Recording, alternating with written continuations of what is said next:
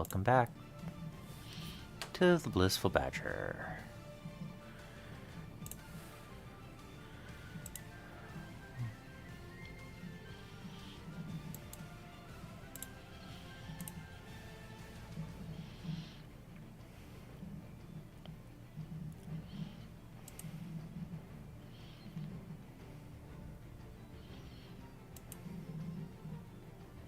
Hello!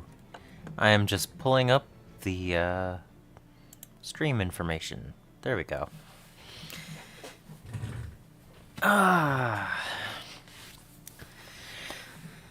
So, how have you been in the last, day?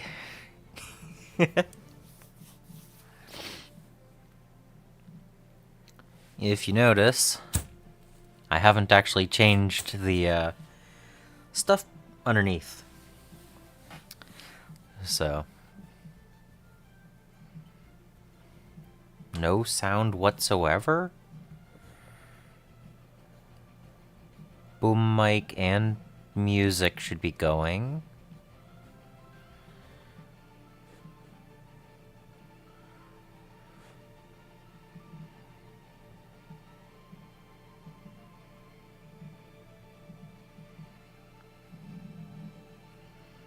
So it should be working.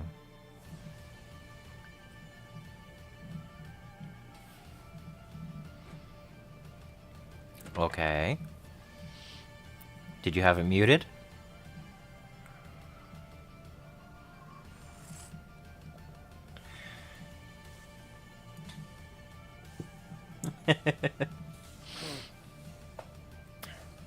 Alright, well. Good. Good. So how have you been in the last day? Oh, speaking of music, I did not get any strikes, but it did give me a warning of, hey, we're not gonna have it, we're not gonna have this on there so that they can't strike it. So that was kind of weird. I guess I can play that music if I don't plan on using it again. So it's a one and done stream and not a future watch. So, good to know. So, I figured I'd start with a bunch of models. So,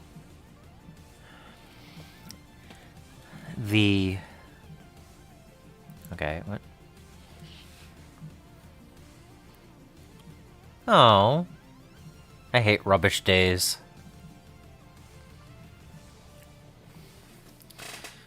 Better than bad days, but I get what you mean.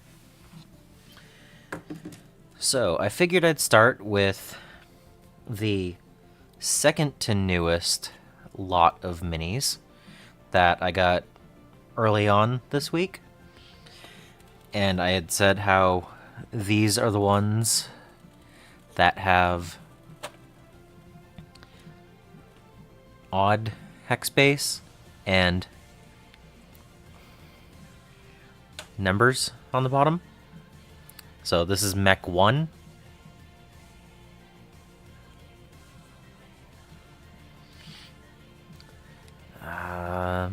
Doesn't want to...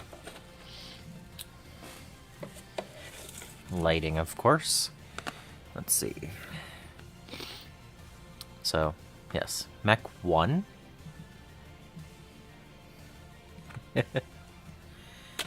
And then Mech 3 is a Jenner.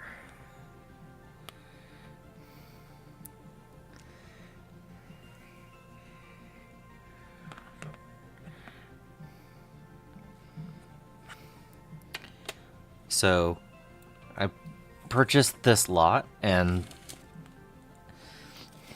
that was pretty cool to get all of these different items, including not just one Battle Master, but two. And these are the ones that were the special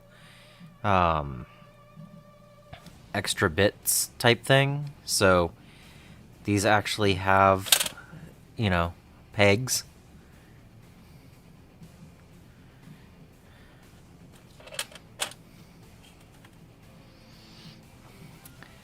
So, I am thrilled to own 2 Whitworths now. Because Whitworthless, right? But just some of these mechs are so cool looking compared to what they would make these days. So. Oh, yeah?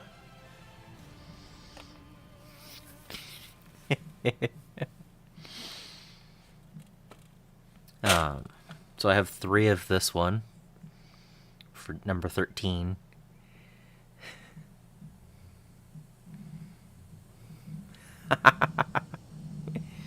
Hey, Moth.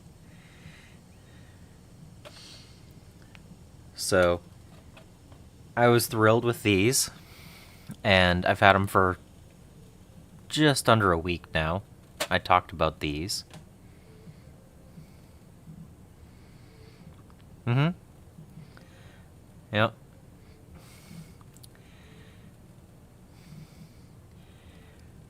I mean, when you think about how many of these it actually takes to make an army, or, you know, a unit, a lance, or even a company, if you wanted to go large scale, it's only 12 models.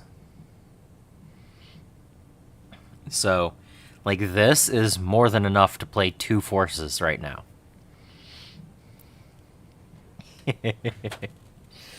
But just the idea of I have some that I can paint from, you know, they're just primed and ready to go, and others have some paint on them.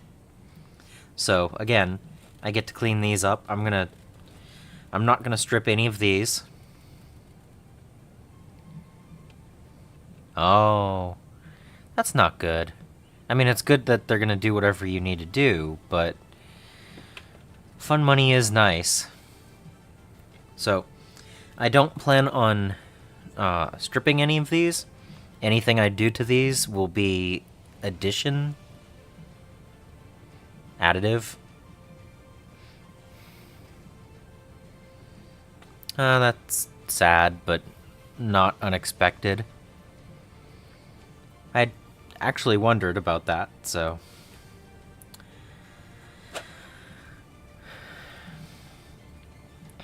But there's some really cool models here, so I do look forward to touching them up and making them my own.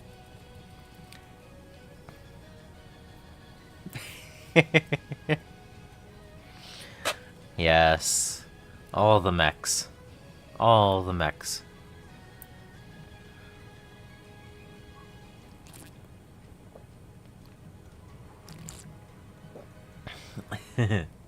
More exciting, huh? So yeah, this was the lot that I got earlier in the week. And I was not actually expecting this one to get to me today. I was expecting it to take until tomorrow. But this is the other lot. And I thought from looking at the eBay lot that it had the same time period as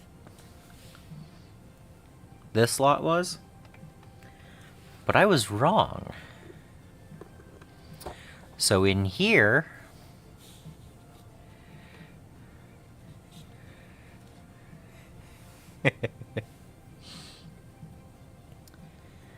first, it's pick and pluck. So I actually have all the little slots.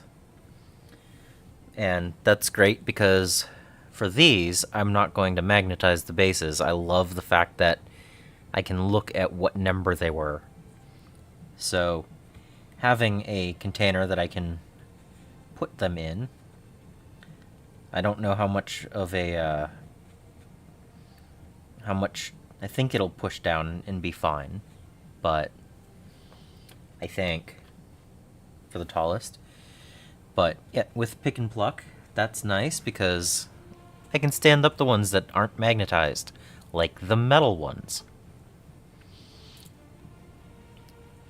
And I might take 2 of the pick and plucks and make one larger pocket for anything that's really tall.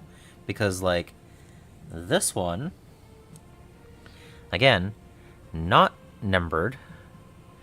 I think these are the even older mechs. But you can see they don't have anywhere near the detail. Like, it's just a slab right here. I need to get... Whoa, okay. I did not think about how close this was to where my arm goes. I just laid them down. I'm gonna put these over here so I don't get into them. Okay. But if you look at these guys, they are really old and not very much detail. So I need to figure out which generation these are and which mechs these are. I was hoping they were more of the older one, the other ones, but yep. So again, this needs a lot more work, and I'm definitely not going to strip them from what it already is. But you know, yeah, I think this is an Atlas. I mean, it looks like it would be an old version.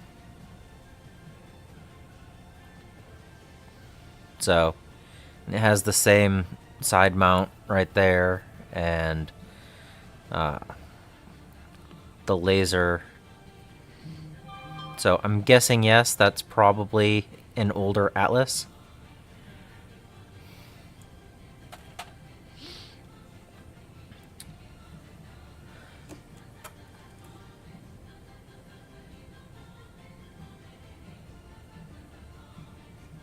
Oh yeah.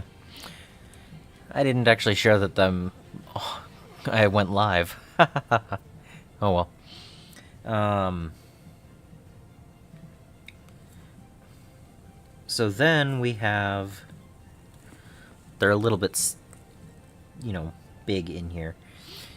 So then we have this, which, funny enough, when they took pictures, they had that as the front in every picture. And I was like, what is that? Because it was like that. And I was like, okay, well, what is it? Well, pretty sure this is an old Timberwolf. Or no, it wouldn't be a Timberwolf. It doesn't have hands. Catapult?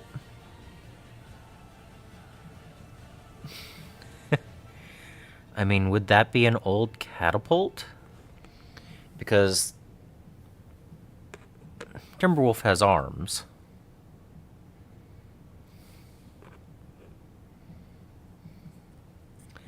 So, I don't know.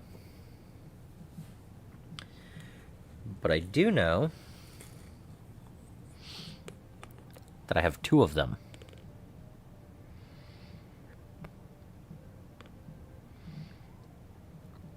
So, but yeah, they are old plastics. So,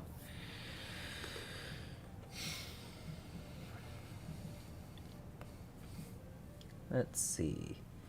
Then we have that, which I'm guessing is a cicada? It's not quite the shape I would expect of a locust. Might be a flea. I don't know. But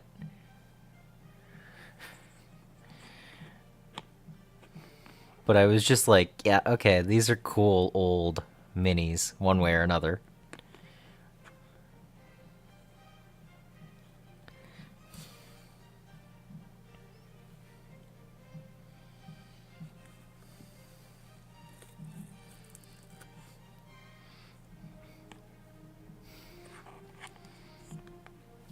Like, I can't actually place what some of these are. If I knew which set exactly this was, I could probably figure it out a lot easier. Like, is this supposed to be a panther? I don't know.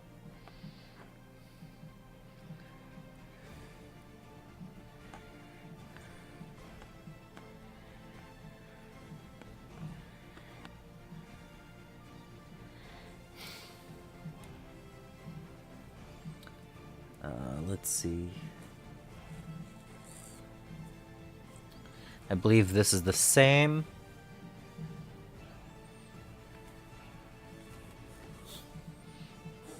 That's another one of those.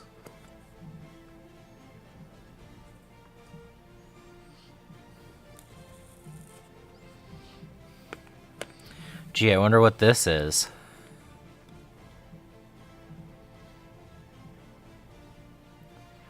Any ideas what this one is?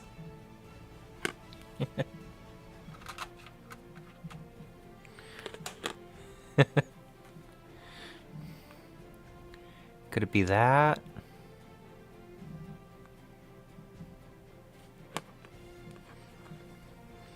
Or that? I don't know.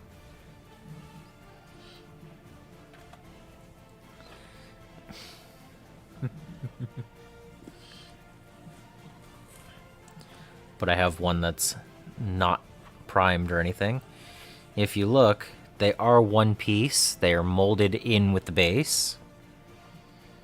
So whatever these are, they're from that era. Let's see.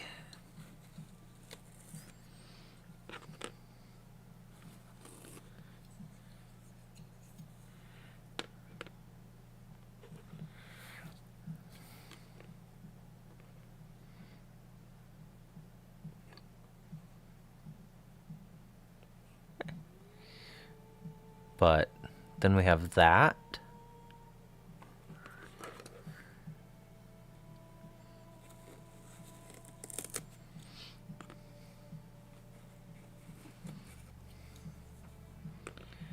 We have this.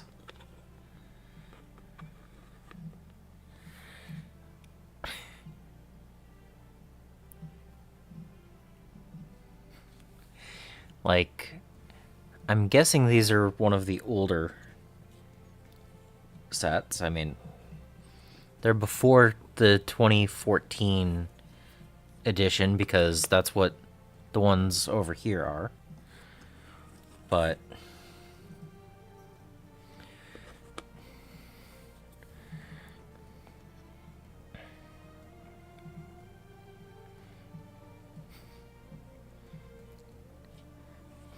yeah.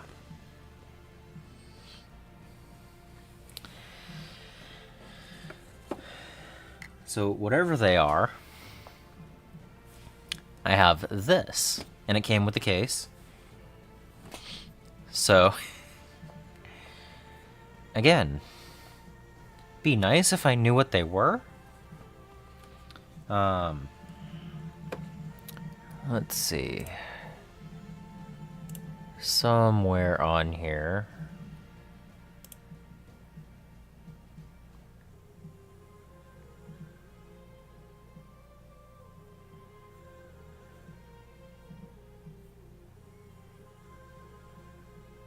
Let's see. Where we know what the Atlas looked like, right? So this is not the 2007 Atlas because it's missing a dish.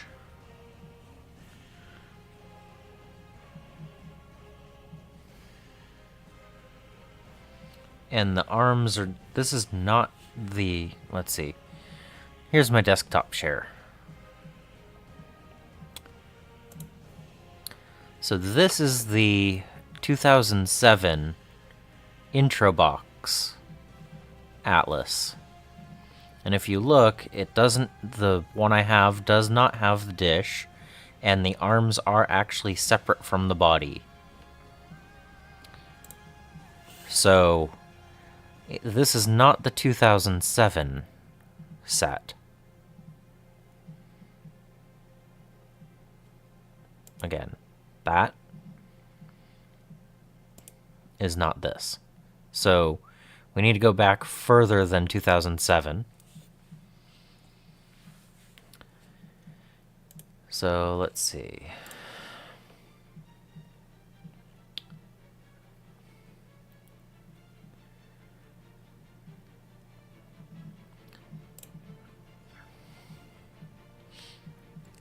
Oh, and to, so yeah, this Jenner with the number 3 on it, this is absolutely the Alpha Strike 2014-2015 Jenner. It's got the narrower hexagon, and it's the exact sculpt. So, we know that much. So this is the 2014-2015. So I can identify all the ones that have numbers on the bases. So what came before 2007?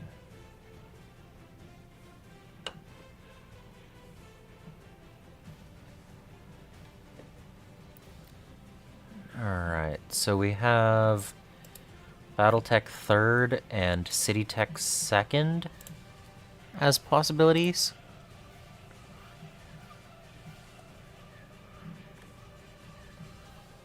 Let's see.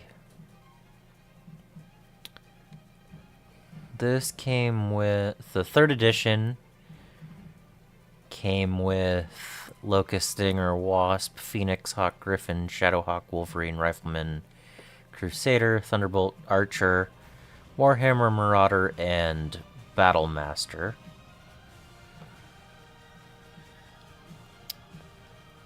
Let's see.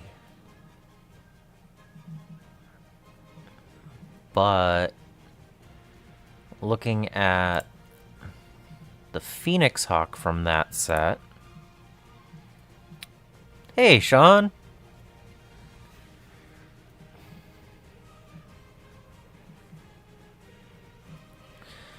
So this has the name on it for the 3rd edition. So it's not that. Let's see.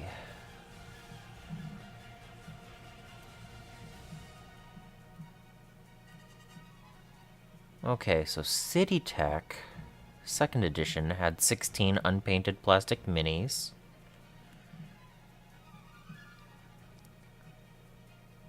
But again, they're showing text.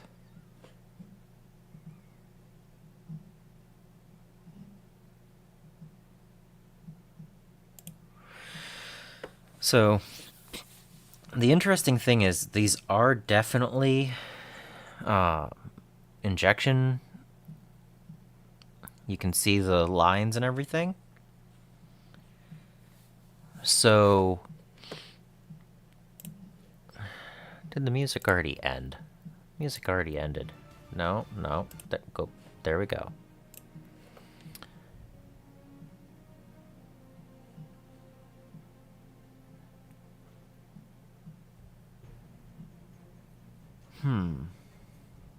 So, I am curious.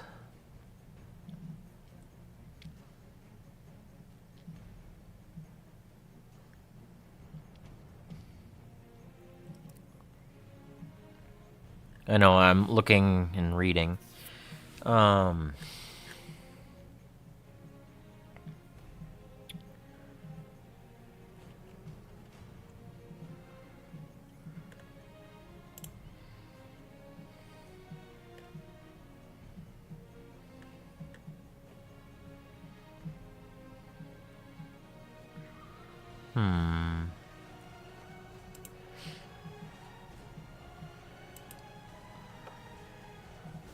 What could it be?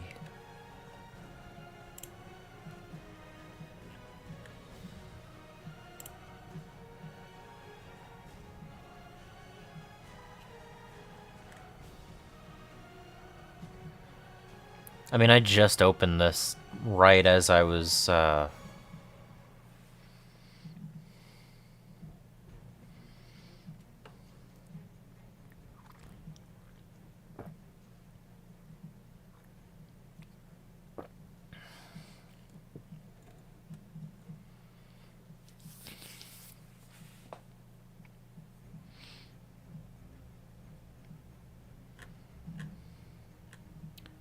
don't know. If you have any ideas, that would be great.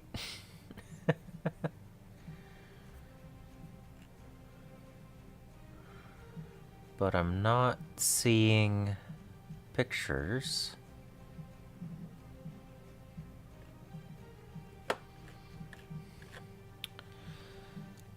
Let's see.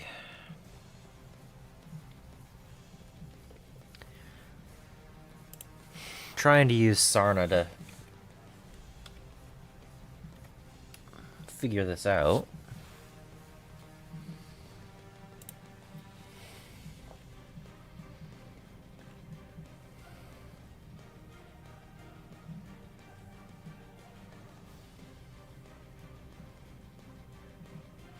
Oh.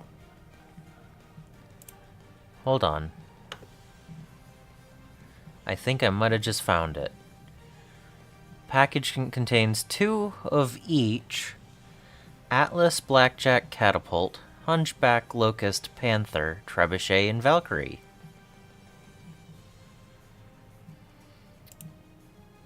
Boom. It is the Battletech mechs. I found it.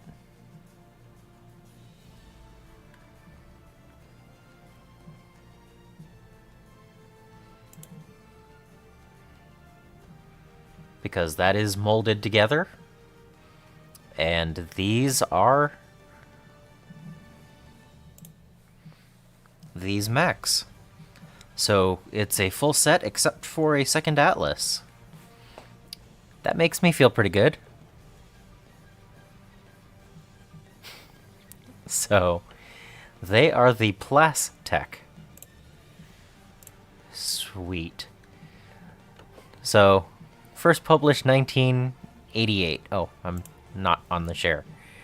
First published 1988. And we now know which models it is.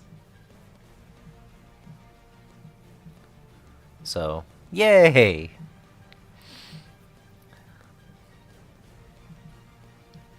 But yeah, it is a catapult. It is an Atlas. It's a Locust. Okay, I'm surprised. I think I was right with the Panther. Possibly. Yeah, I think I was right for the Panther. Cool, cool, cool. We're just gonna bookmark that. Alright. So now that we know what they are...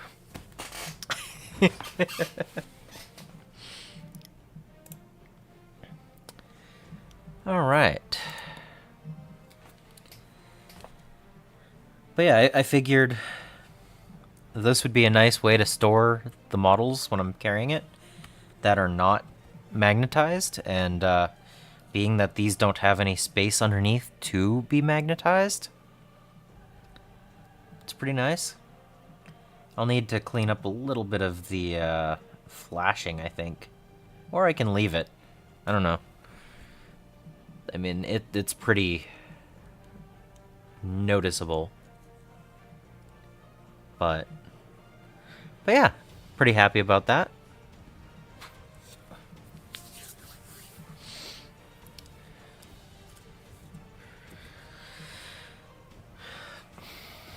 This version?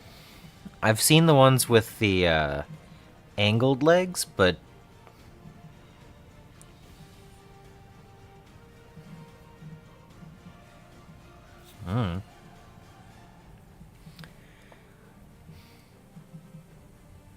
Alright, alright. So, we now know what this is. So, that's pretty cool. I'm glad to have different eras of models.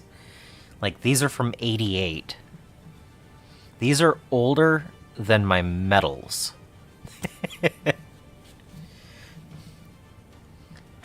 And then, you know, having a Jenner to play around with now. Having the Whitworths to hopefully not lose a leg, and, you know, I think that's cool. So anyway, I wanted to share all of the new mechs. Yeah. Yeah, exactly.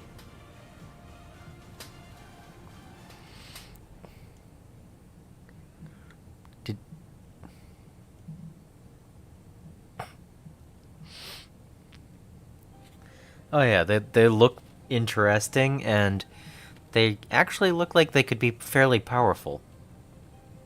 So long as you don't get people right up against you. I mean,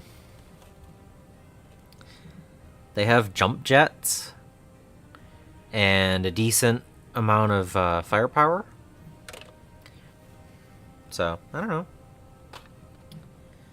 But anyway, I'm going to move these off to the side so that I can actually paint some stuff today.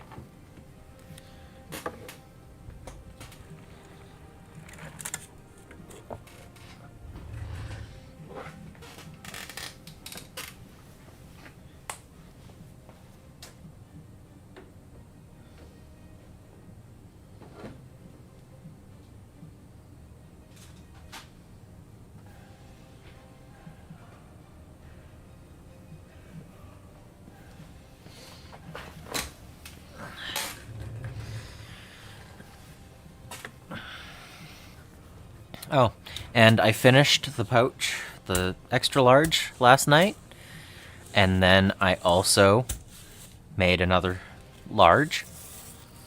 So I have those made. And another thing I got in the mail today. So my old cutters are quite old. I've had them for over a decade. And there's even a little chip in the teeth. I don't know if that'll show. Maybe. Come on. But anyway, they're old. So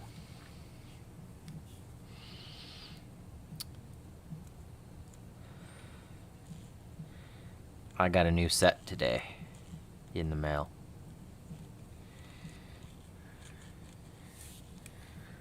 So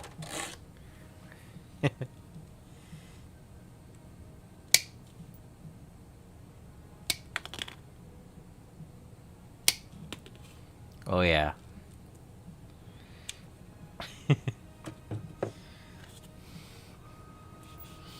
So that'll be fun.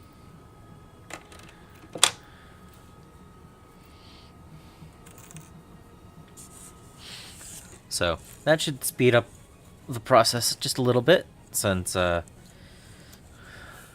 know, they can dull over time. You know, you cut a couple of shirts worth of rings, it wears out over time. But that was also in the mail, so figured I'd toss that in right at the end. Let's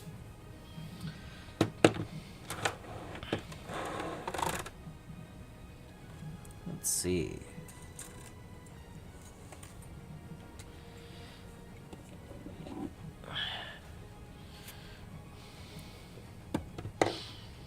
And yet, if you notice, my pliers and cutters are both the same brand.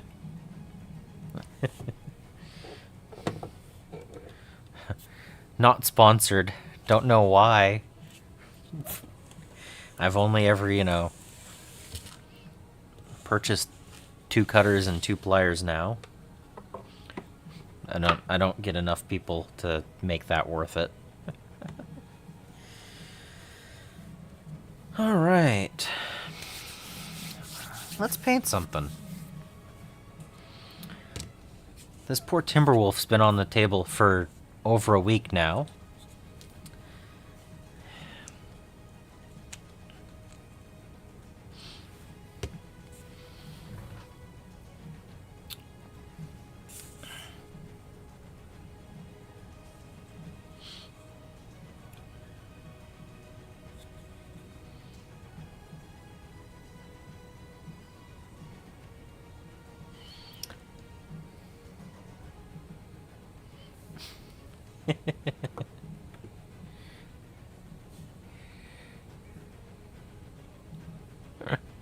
Yeah. They're expensive, but with the amount of use I put on them, it makes sense. But, painting. Let me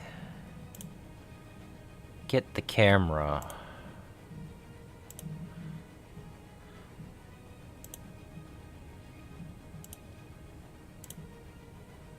Yes, 1% zoom. Thank you. There we go. Where'd the...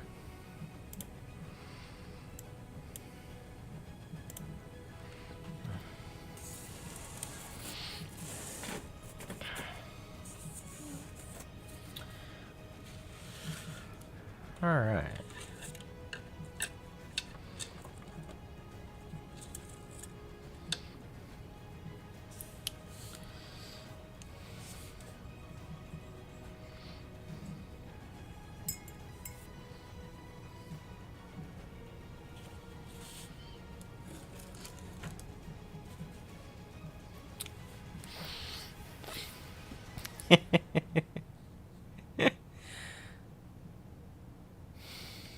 Yep.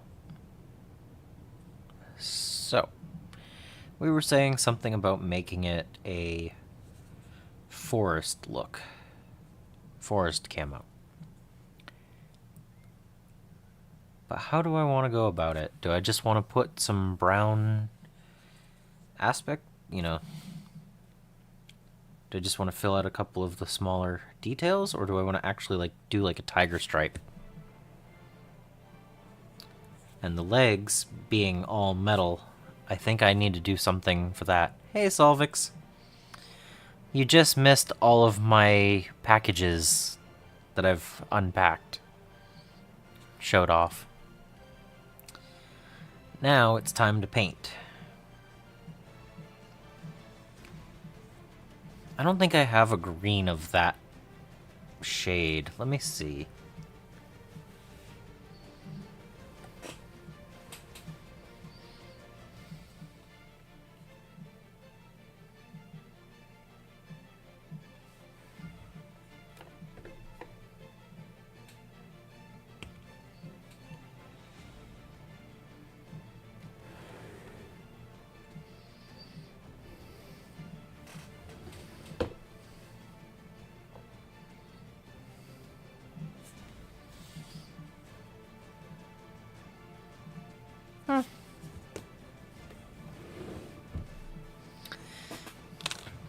I mean, you can always watch it after.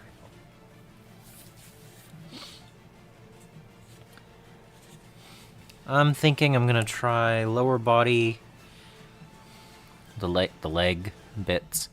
I think I'm gonna do this in medium olive. And then I'll do some tiger stripe in flat brown. You can see how much it's separated, so I'm gonna go mix it real quick using the mixer.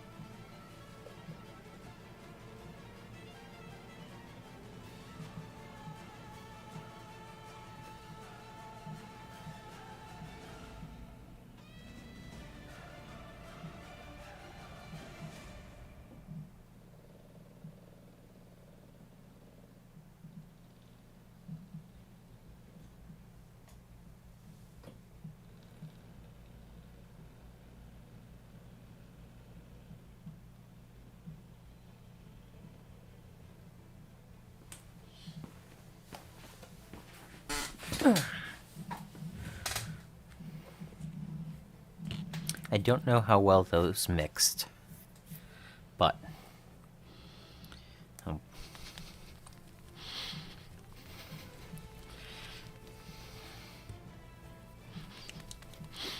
yeah, I was thinking about doing a Desert 6 cam, 6 color on some of the other models, but I was like, that might be a lot of work. 6 colors on a camo in a scale this small. So, I don't know. I also kind of want to do a chocolate chip pattern. I don't know. Try things out.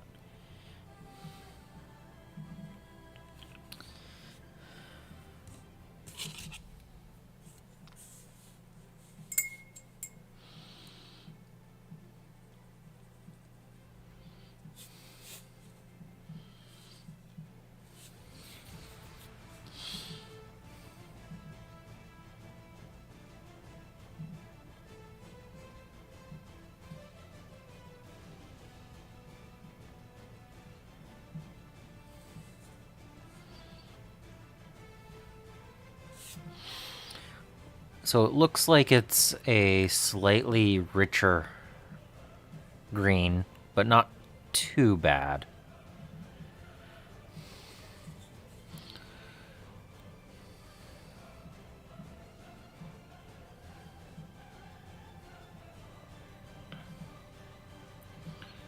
Again, I'm taking the model that how it was when I bought it, and I'm trying to get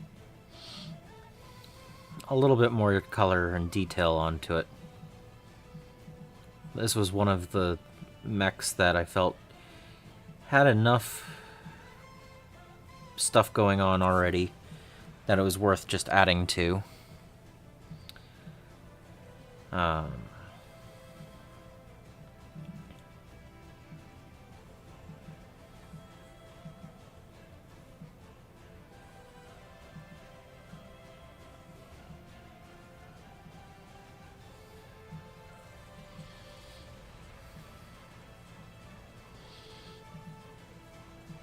I like the metallics that are already here, so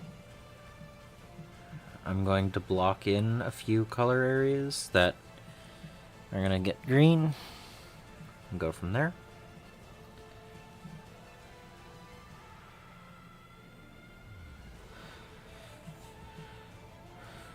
Okay. Enjoy dinner.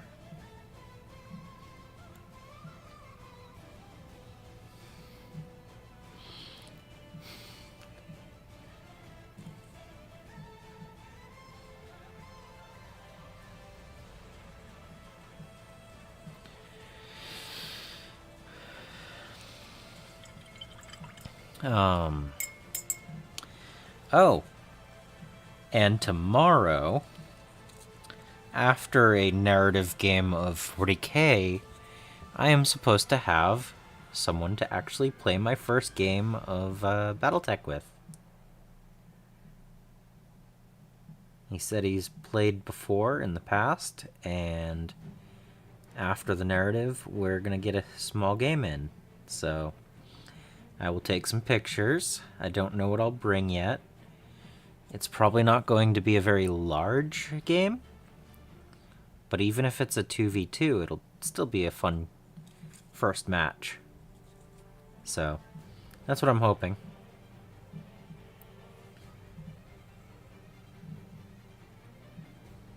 Get some experience in rolling the dice for locations and everything. So, that's what I'm hoping. I will take pictures and I will post them after the fact. Don't know how many pictures, but yeah, I'm looking forward to it. It's finally going to be time to play.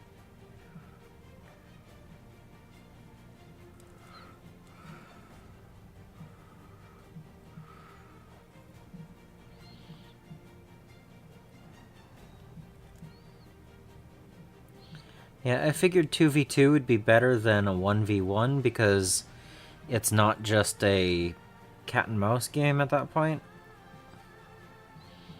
There's actually, you know, where do I want to move to counter that potential option and all that stuff. So, I don't know. But it also doesn't increase the difficulty too much.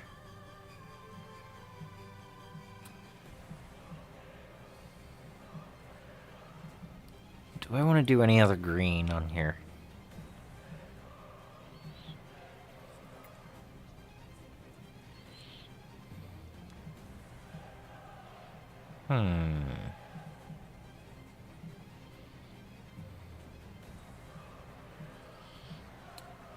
Go in with this.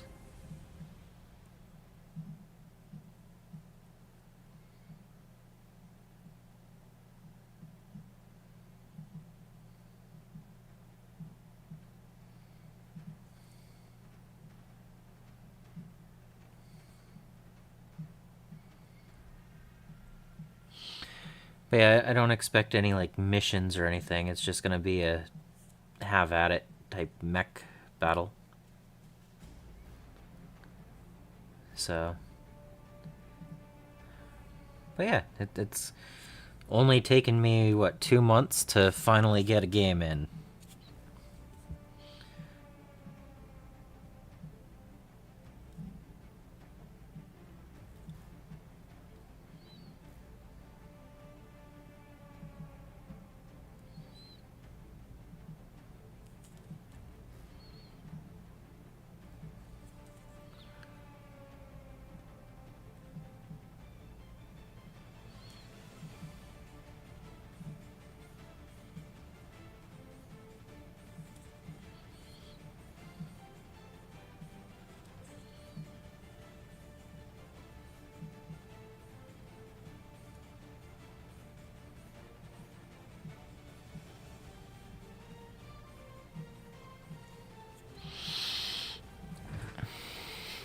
Yeah.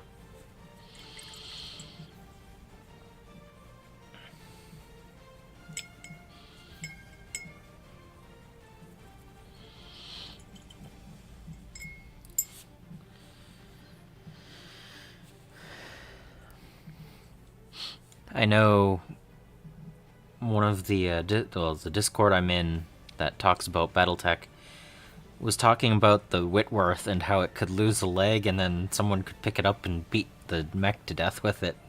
And I'm like, yes, please, some of that. That sounds fun. They were like, why is it bad? And I'm like, but that sounds great. Let's do that. So,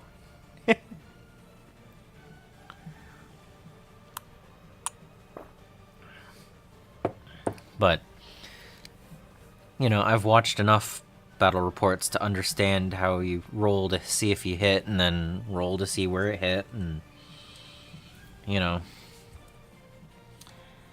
if it goes internal, you know, you need to make sure it actually crits. You know, crit check. So, you know, I understand the concept behind a lot of it, so. And it's not like I don't play tabletop games all the time anyway, so it's not, you know, gonna be completely new to me.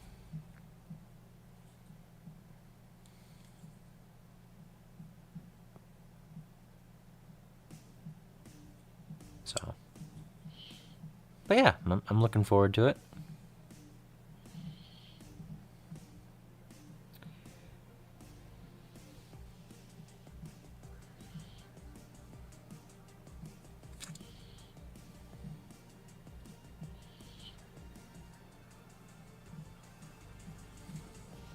Yeah, okay.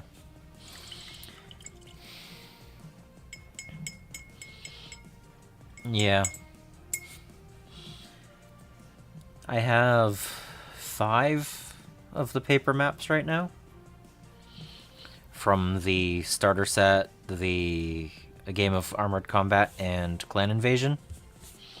So, hopefully I can visualize it fairly well. I wouldn't be against eventually finding some 3D hills to use, but that comes after some games.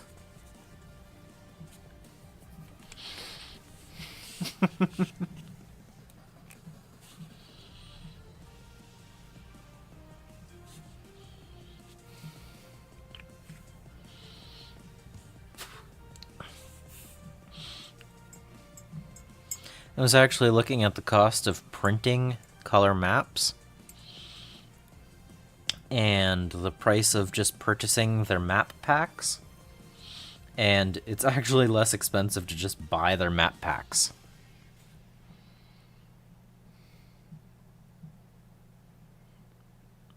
Is that part of the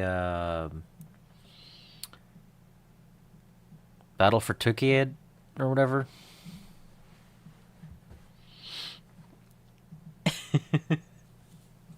Or however that battle was. Alright. Tiger stripes. Hey? Tiger stripes? That's what we're gonna do? Okay. We'll see.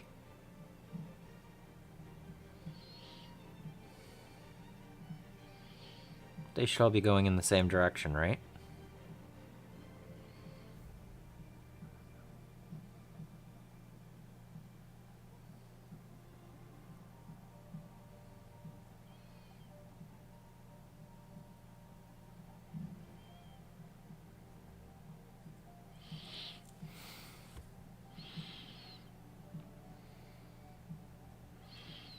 Yes?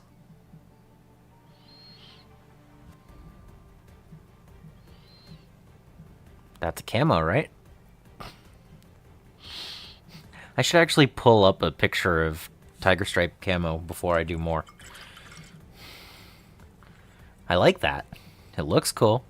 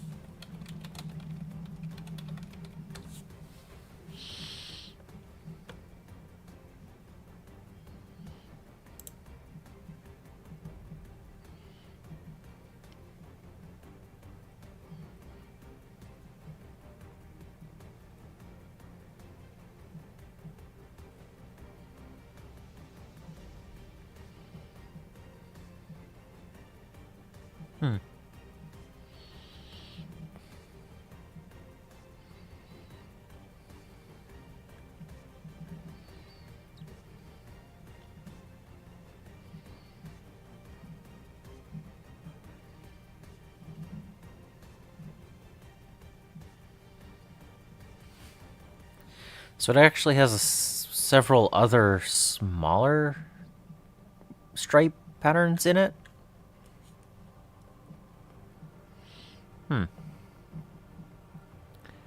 Okay.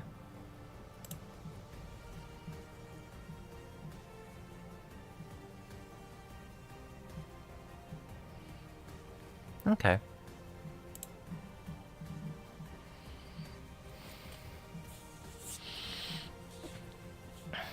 So,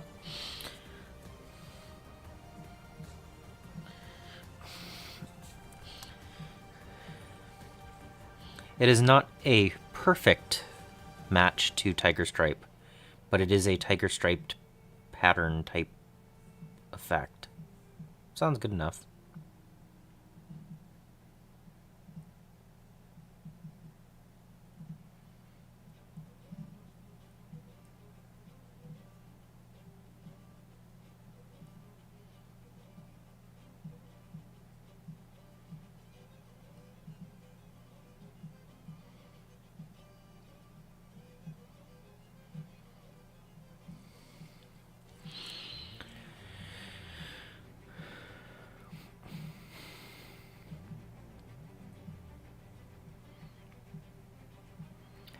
I look forward to finding some people to play on a regular basis so that I can maybe talk them into doing an RPG of it.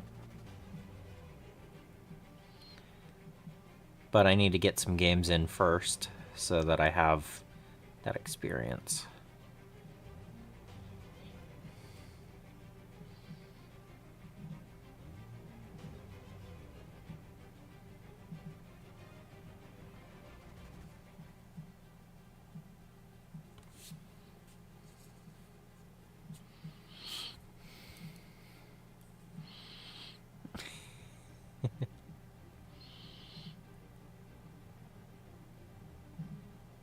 That was a big one.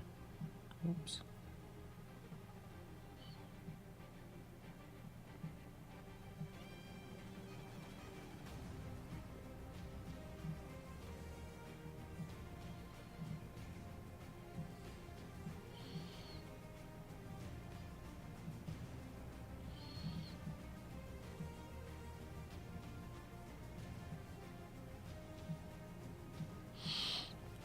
So I'm thinking maybe I'll take some black and do a few other small stripes as well. Maybe even some off-white.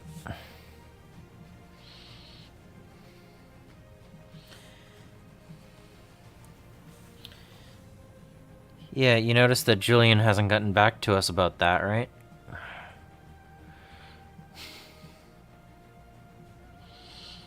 No, I think I've seen him like twice in the last week or two online. He's been busy playing Space Marine 2.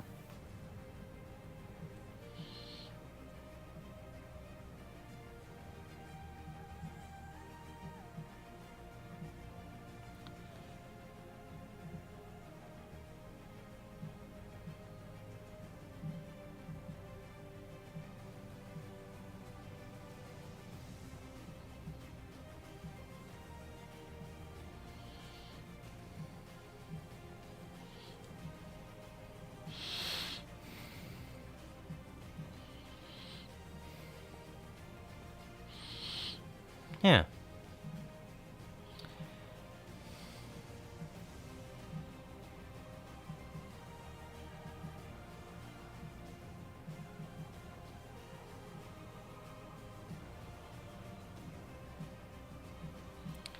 So what I'm trying to do is go from up front to down in the back, and then when I go over here, I'm going to do it from here to there. That's the pattern I'm going for.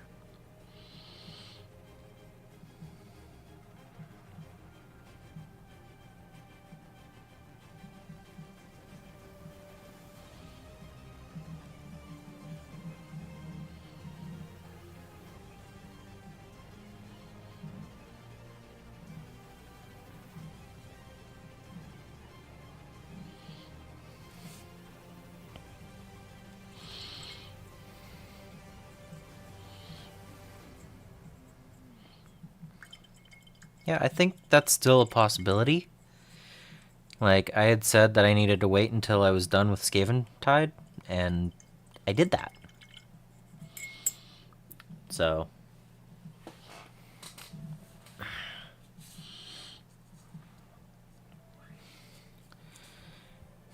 But yeah, I love just the idea of, oh hey, I'll do this pattern.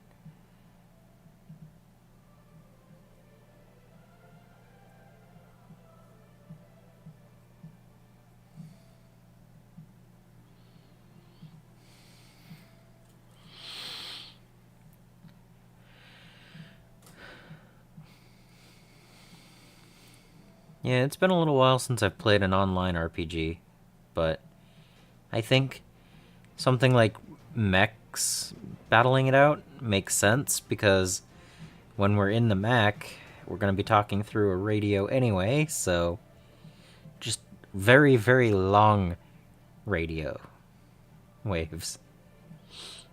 Internet radio waves. Alright, so I need to make a couple of lines straight down the middle.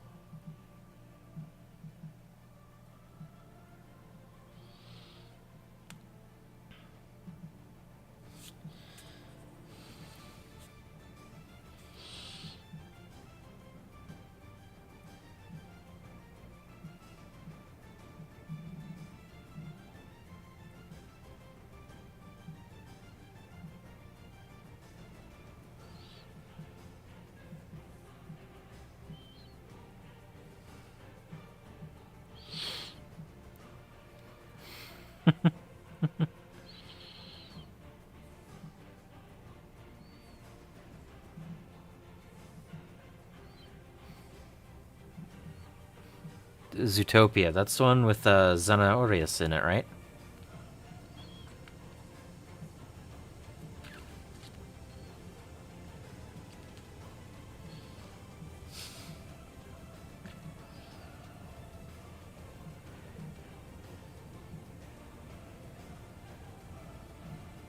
There's a backstory to that. I don't.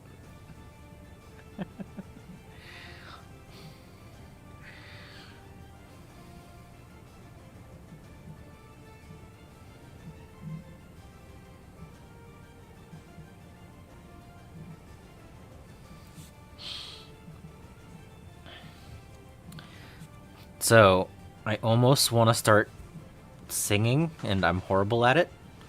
But whenever I hear Rubber Deck, I think about Convoy. There, that's enough information. No, Zootopia is the one with the rabbit, right? Yeah. So, I've only watched it once, but I watched it in Spanish.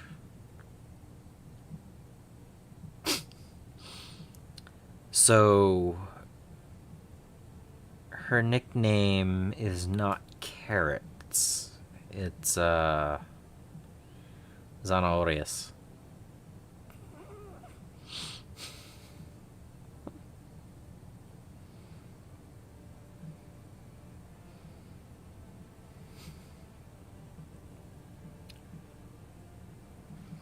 Just, something unusual and funny. Would I watch it again in English? No. Would I watch it again in Spanish?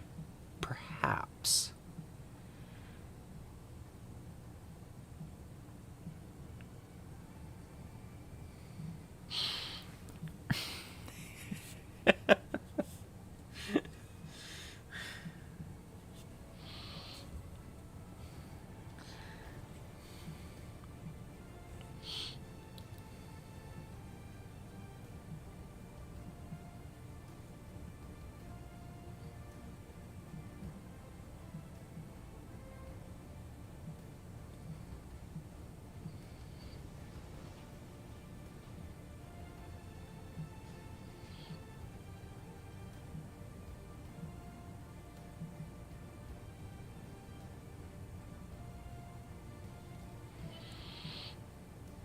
Ooh. Ooh, I don't know if I could do that.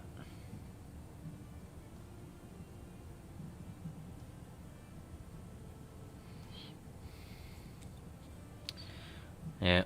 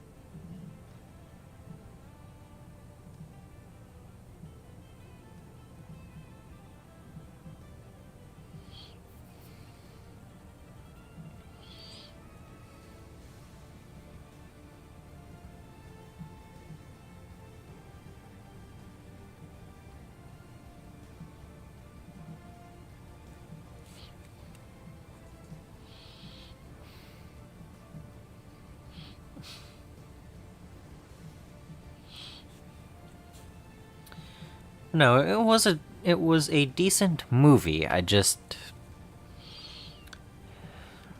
don't really have much need to watch that type of movie, so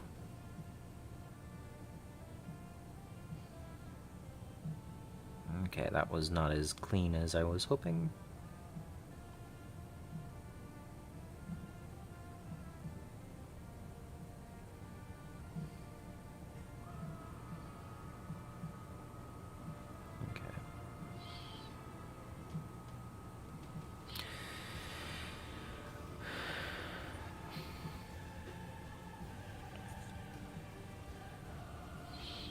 Okay. Okay, so this should be almost straight up and down because he's taking a step.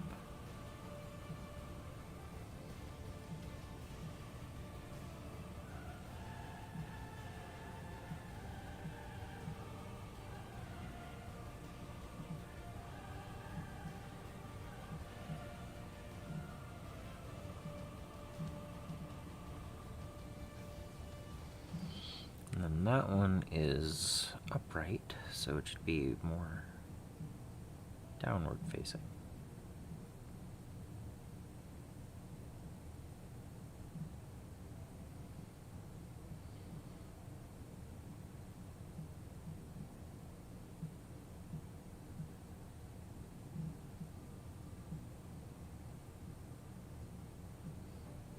Oh, I almost forgot which direction I was going with the stripes.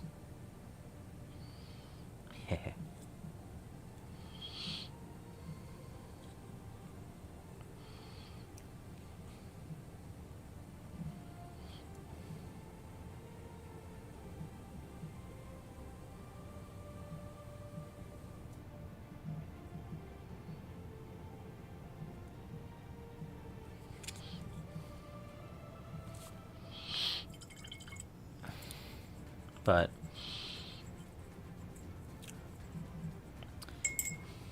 yeah, it seemed like a decent movie. I've seen a lot worse movies.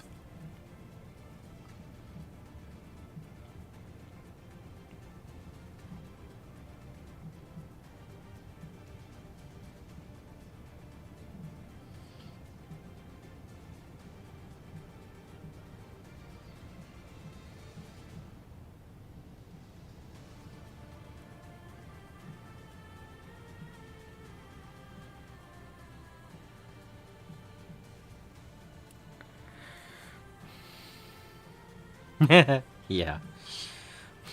Well, I mean, look, I've painted the 5 medals in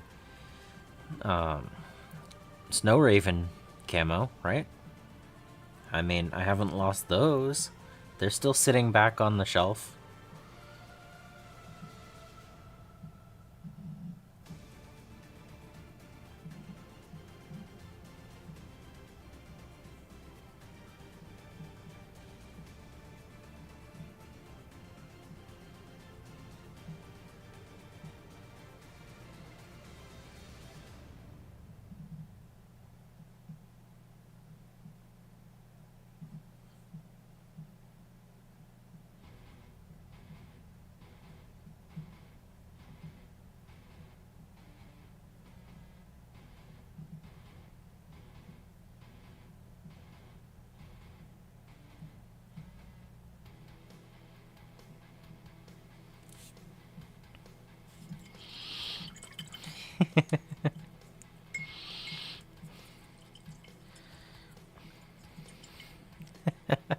Yep.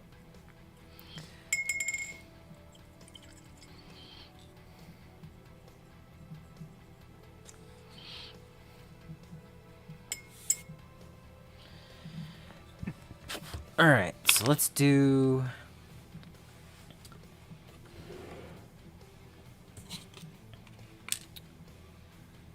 I want to go fine lines, and so I'm gonna switch over to a 3/0 because I need that detail, right? And I will grab...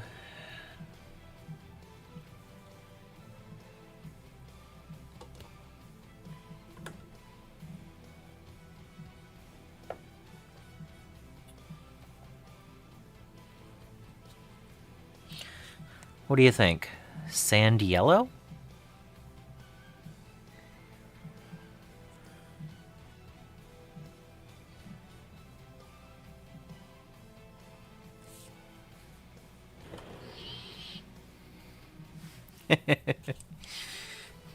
I mean, there's so many different mechs that I own now. What's the count?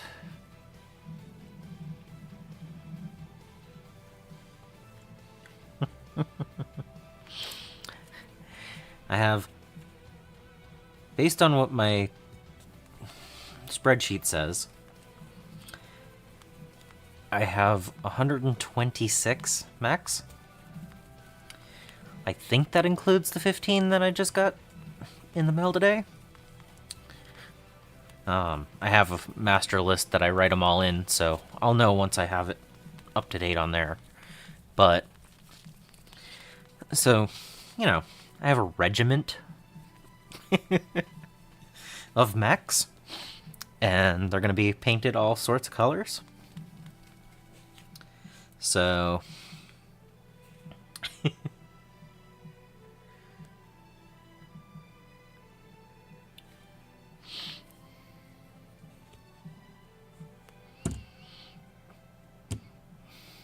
hey, Dirty Basement. How's it going?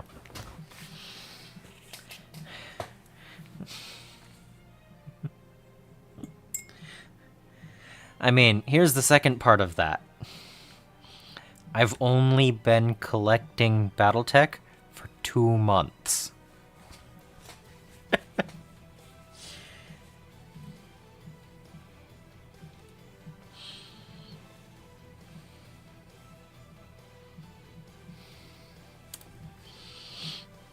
Okay, so these need to be a finer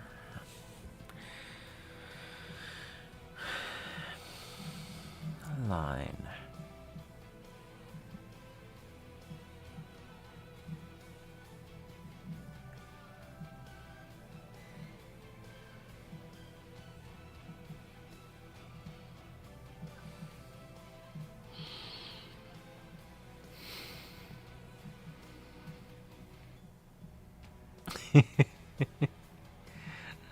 That sounds like so much fun, Solvix. The battle droid mechs, huh? I found out that the ones that I got in today are from Battletech. So, they're from, like, the late 80s. They're actually older than the medals that I own, which is pretty cool.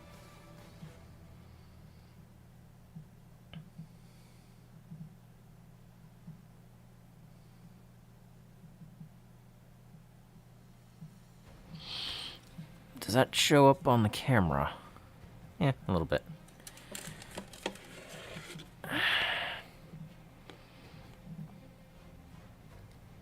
That adds a nice little bit of extra color, right?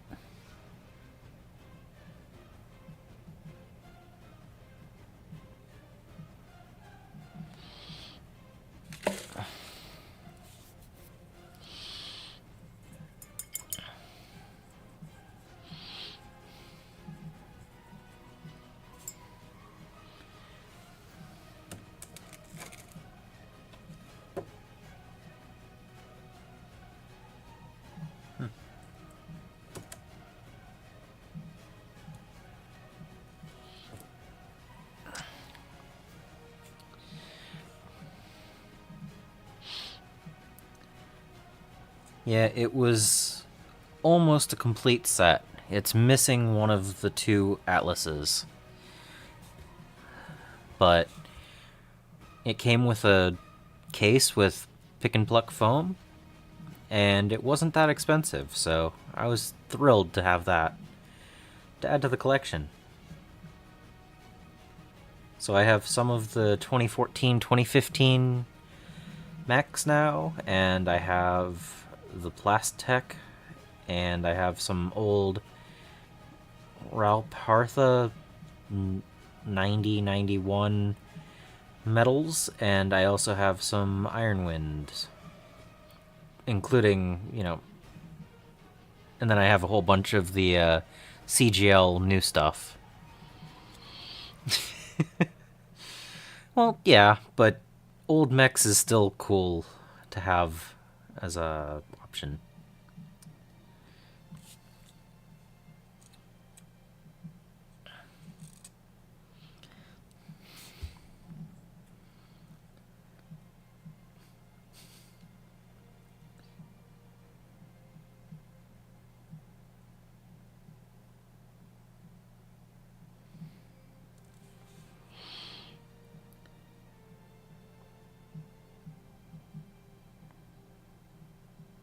But it's fun to have all the different eras of mech and play with them all. Get some on the table and give them that time to shine again that, you know, they haven't had in forever. Some of them are painted a bit, and some need more work, and I'll clean them up, finish painting them, and get them on the board a couple of times.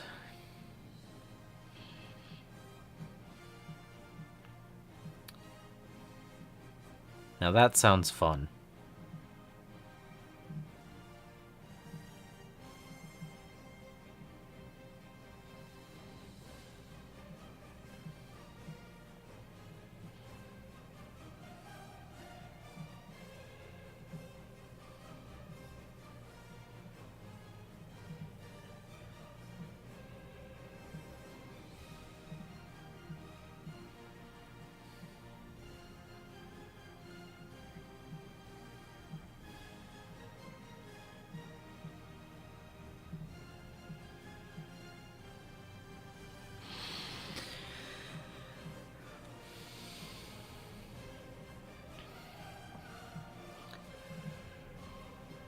But like I said, I've only been collecting for 2 months, so the fact that I have all of this stuff already and plenty more planned in the future, like that Mercenaries box, that looks amazing. I want it. And I still need to get myself a Kodiak and a King Crab.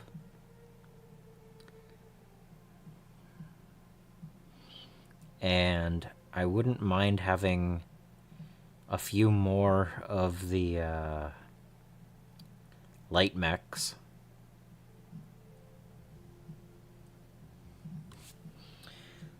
I still don't have a modern Irby.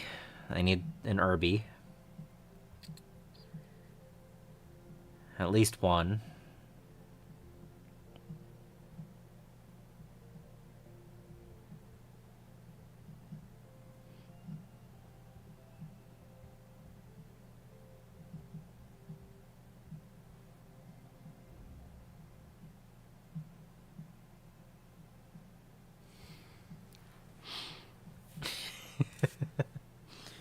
Yep.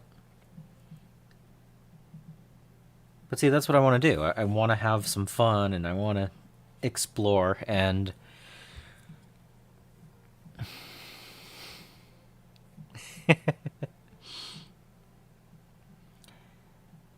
and I also found out that the what is it? The Xbox Pass thing has MechWarrior 5 right now. So I even got about 2 hours of game time in on my brother's system a couple of nights ago. So that was the first time I ever played it. That was fun.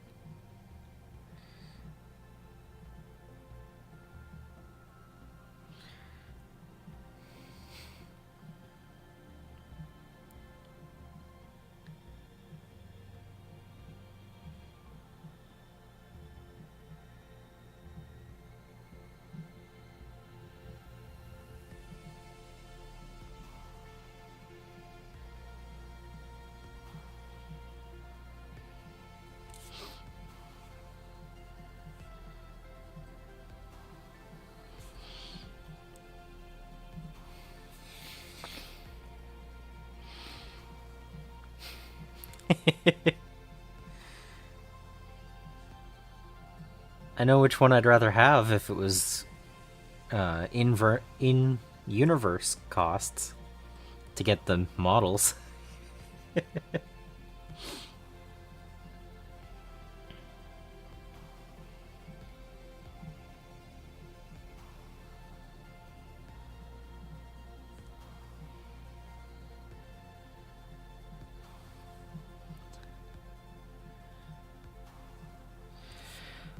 No, there's several of the mech boxes that really interested me, and I think I'm gonna have to get them soonish. But soonish doesn't mean I have to go out right this moment to purchase them.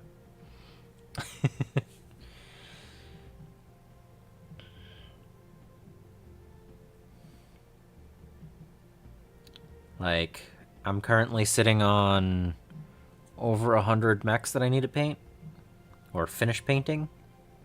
So, I got a little ways to go. I don't have to run out and buy all of the things all at once.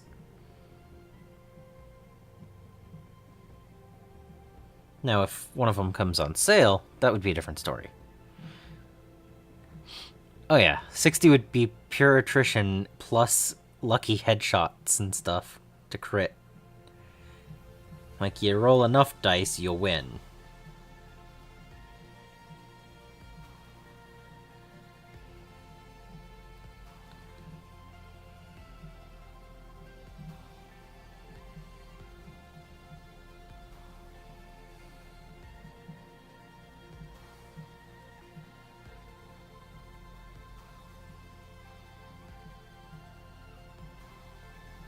Which would be fun. I'd love to win sometime with a really lucky headshot. I mean...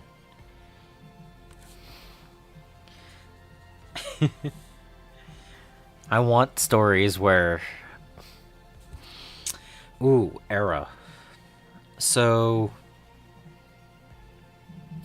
I am reading through the FASA books, and I'm currently on the 3rd book of the Warrior trilogy.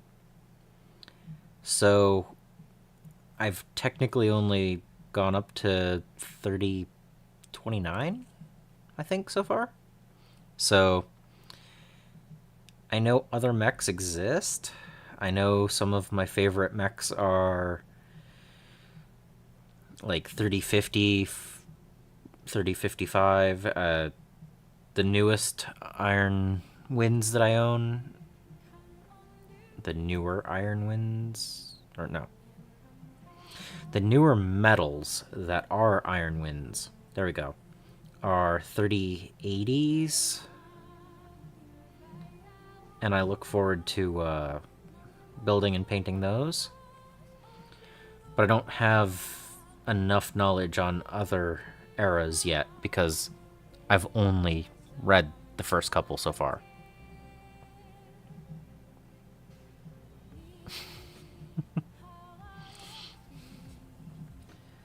So, I think, given enough time, I'll probably enjoy other eras more, but I am firmly in Succession War era for lore right now. So, I can't really say anything else, because that's where the lore is that I've read.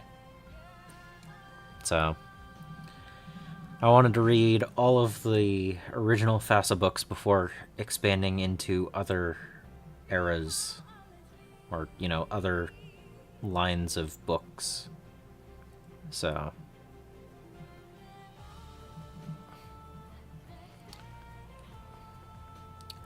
I really do look forward. I mean, I've read 6.5 books in the last 2 months. I mean, I've watched battle reports, I've painted a bunch of models. It's...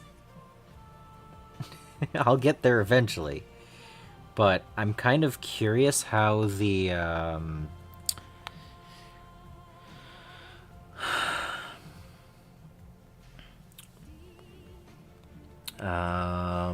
what is it? The blackout, pretty much. I'm curious how that's gonna work.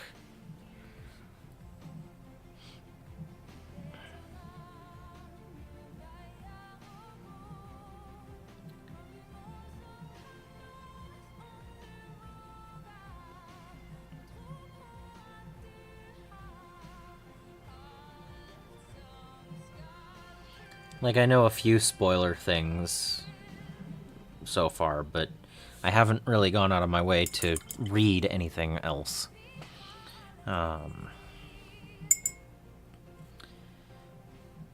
Once I've finished all of the FASA books, I'll probably skip around a couple of eras just to have a better understanding of beyond the stuff that I've already read. But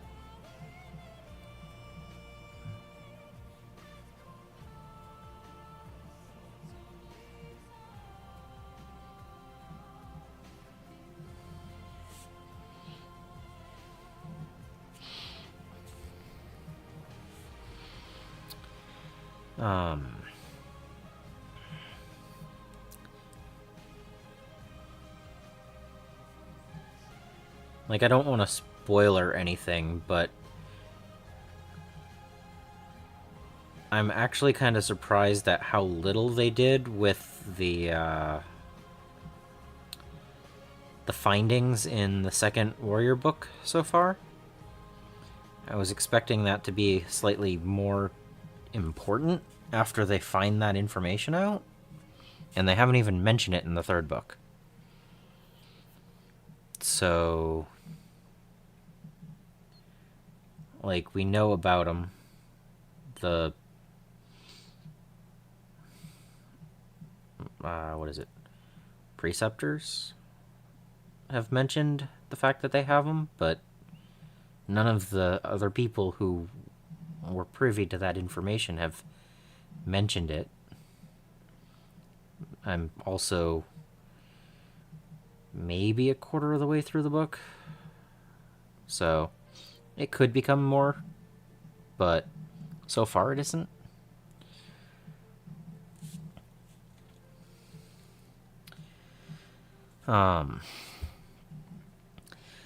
And as far as like favorite mechs and stuff, I have a couple that I really want, like the Kodiak and the King Crab. I was so thrilled to get a Jenner, even if it is the 2014 version of it.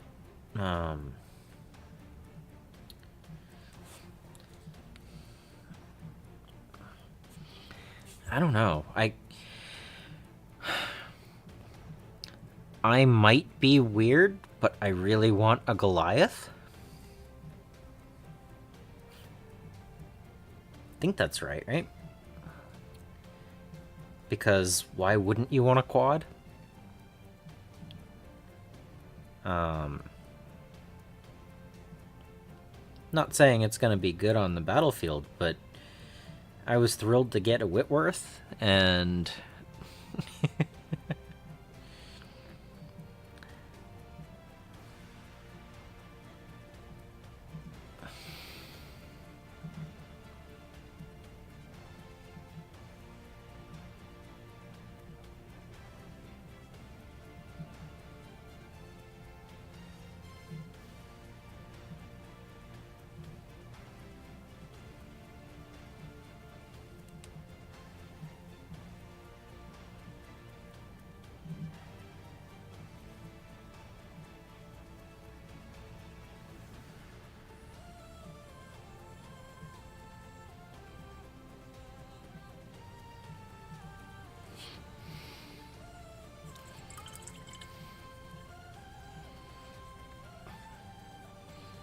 the quad is the. Am I getting it wrong? I don't know. I'm still learning a bunch of mechs too.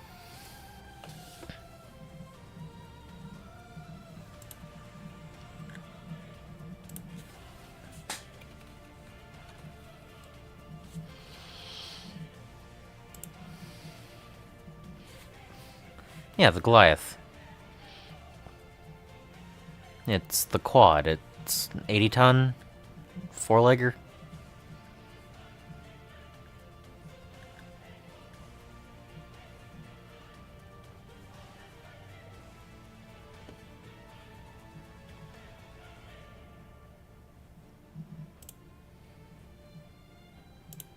This type of thing. That looks cool. I want one.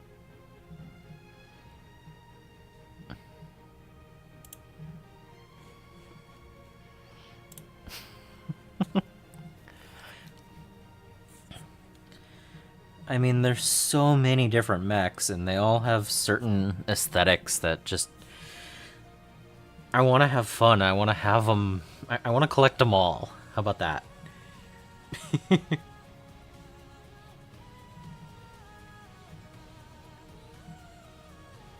Like, then there's also the Timberwolves, where it's like, I think I have 6 of them now? Maybe it's 5. I don't know.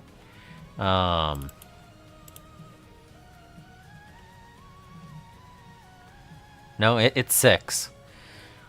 Because of how I purchased things, I have an Alpha Strike, 2 Clan Invasions, 3 Wolf Dragoons. Timberwolves. Yep. Because why not?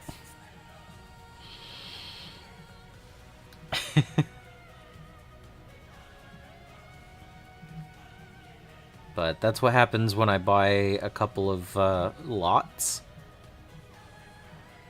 that are just like, yeah, okay, that's what I got in there. So...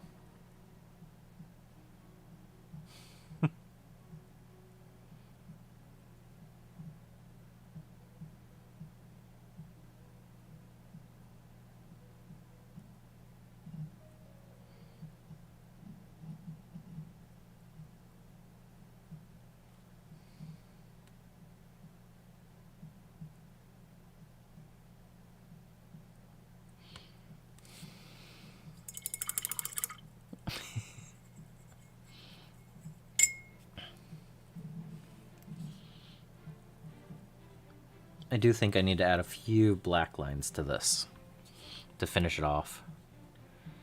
I'm liking the green with the brown and sand yellow stripes, but I think if I add some black to it, it'll look better. I'm almost done with it though, with this color.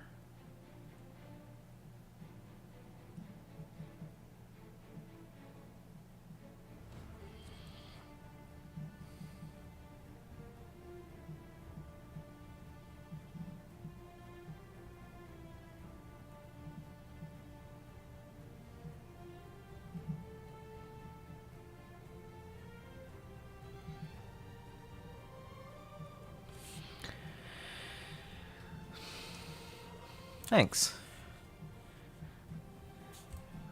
There's something to be said about just painting a random color scheme on a random mech and being like, yep, okay, this one's got this. There's a thing on the brush.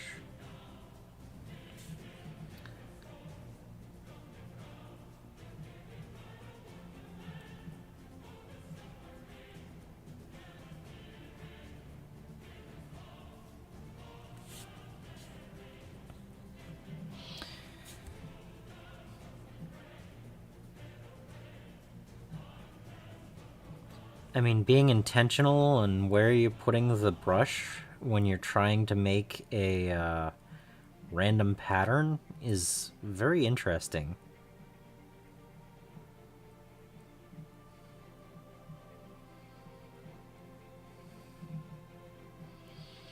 Because you don't want the colors to be too specific. Like, I could go back and forth on them and make it look like it's striped when it needs to be camo. So, I don't know. It's kind of fun to be intentionally chaotic with what you're doing.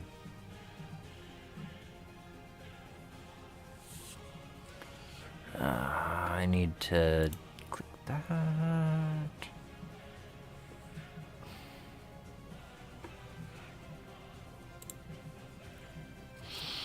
Okay. Yeah.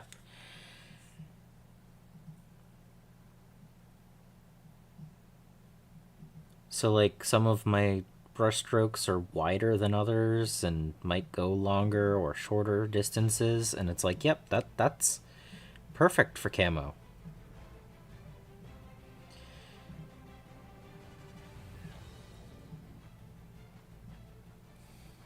So, but that is the yellow. And I just clicked off of my screen, so I can't see what I'm doing. Oh. See if something's actually in frame or not. Yay. Sometimes I think I need a third screen just to keep track of everything.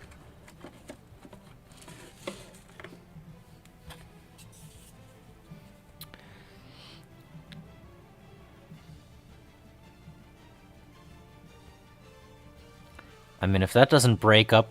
I mean, when I hold it like this and you can't even really see where the camo sections sit, that's pretty cool.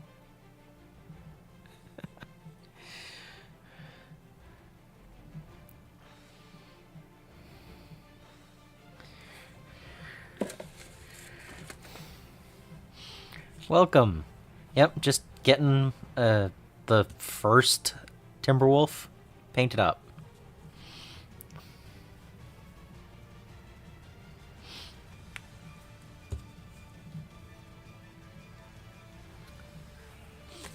Where is my black paint? There's a black paint.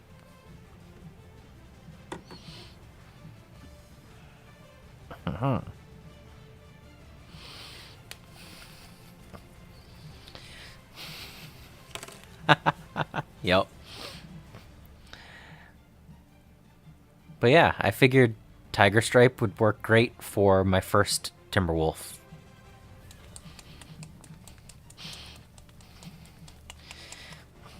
To go along with that,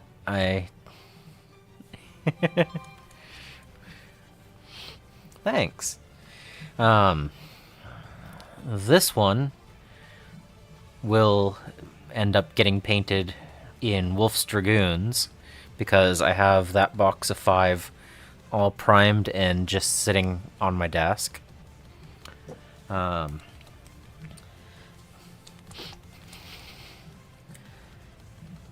And I still have 2 of the proliferation cycle to paint. Yep. So I have these 2 proliferation cycles still to paint up. And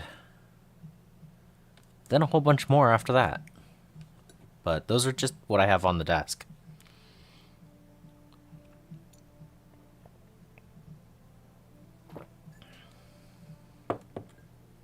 But I figured a few light black stripes on this would be good. I don't want to overdo the black, but the camo is very bright so far, I think. So...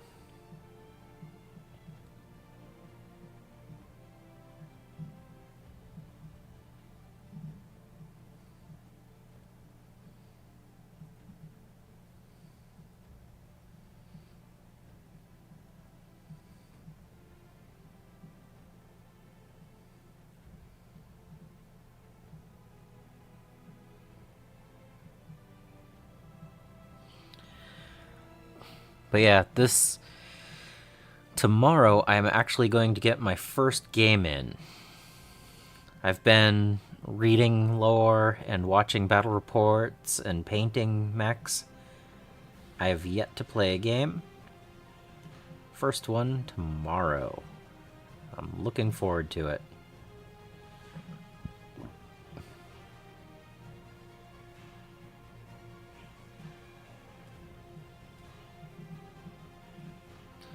I don't know why it took me so long to get into Battletech. Because I've been doing tabletop war games and stuff for 12, 13 years. And I just haven't gotten into this. Till now. Oh, it's going to be a classic. Probably going to do a 2v2. Like I said, I have yet to play a game of it, so I don't want to make it too long or complex.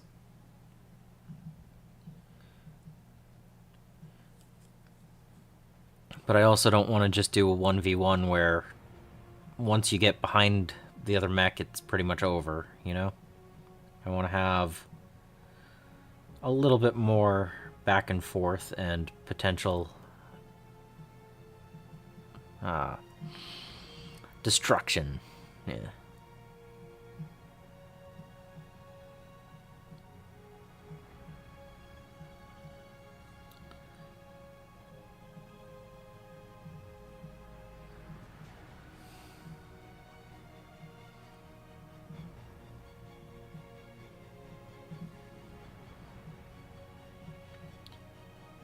We haven't actually set a battle value or anything like that yet.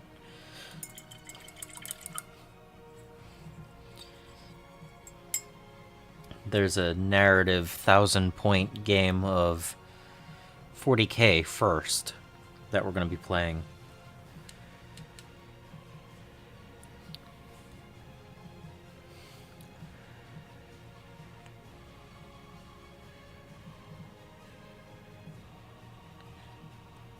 And I will be bringing my Tyranids.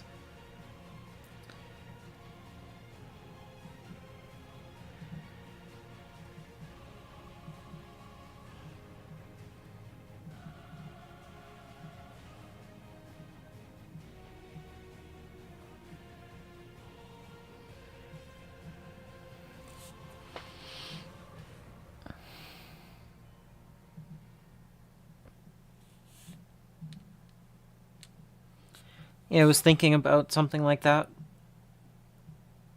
I just don't know if a 4v4 can get played in the time that we'll have, because the narrative's going to be first. It's going to be a 2-player per side game, and that usually takes a good 4 or 5 hours, and the store's only open for 8. So it's not quite the beginner box 1v1, but it's also not super overwhelming to keep track of things. Again, it might be really short because we do play 40k and Age of Sigmar and stuff like that at the shop, so we have that knowledge of war games. I just haven't physically played Battletech yet. So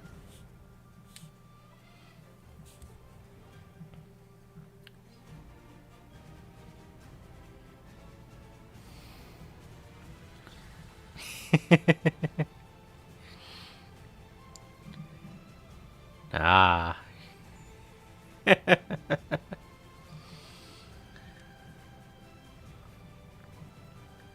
That's fair. I started my 40k journey with Tyranids. It is my largest and favorite army out of them. But with, over a decade of 40k, I've collected several armies. Several's the right word, right?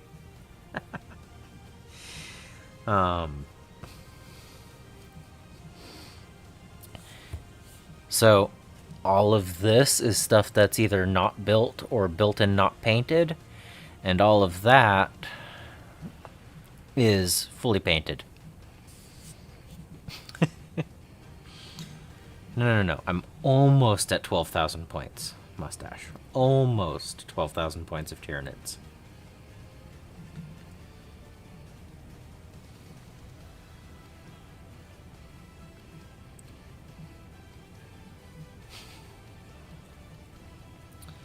So it's also one of the reasons why when I went, hey, Battletech looks fun, and I grabbed so many mechs, one, half of them are secondhand, which helped the cost, but two, I put in less than a normal month's expenses on 40k or Sigmar to get all of the Battletech. So it's really cool to just have a game where I can buy a couple of boxes and be like, yep, I have more than enough for any army I want to play. I have options, and I can paint up all the cool little mechs and get a bunch of games in, and even if my opponent doesn't have any mechs, I can field them. Feels good.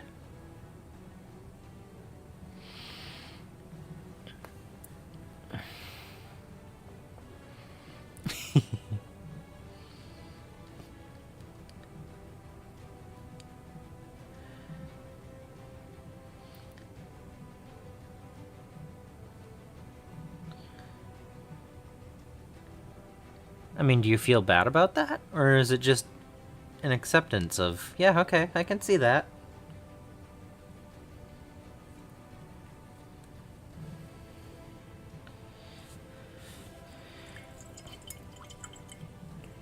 I mean, I have a Nurgle army. I also have a 30k Nurgle army that I haven't played yet. Yeah.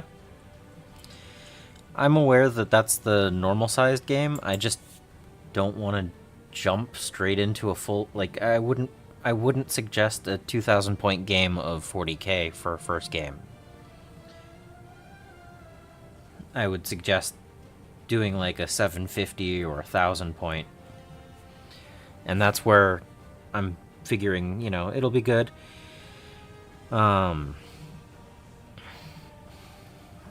I get 2 or 3 games in, I think I'll definitely want to go full size games, or maybe even larger. But to start, I figured just to get some dice rolling and learn how to keep bookkeeping and stuff like that. Yeah.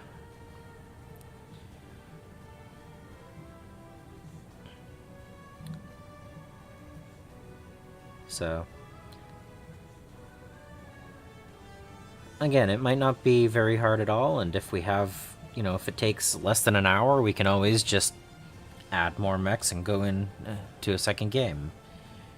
I just want to get a feel for it before I start going to a further game shop that has more people that play. Like, I actually talked to 6 or 7 other people at my game shop, and they were like, yeah, I'm aware of it, but I don't play it. And so finding one person that was willing to even give me a game in. Yeah. But there are several other game shops that are a little over an hour away from here that do play. I think twice a week they have games. So it's a drive, so I want to make sure I know how to play before I go 2.5, 3 hours round trip to play a game.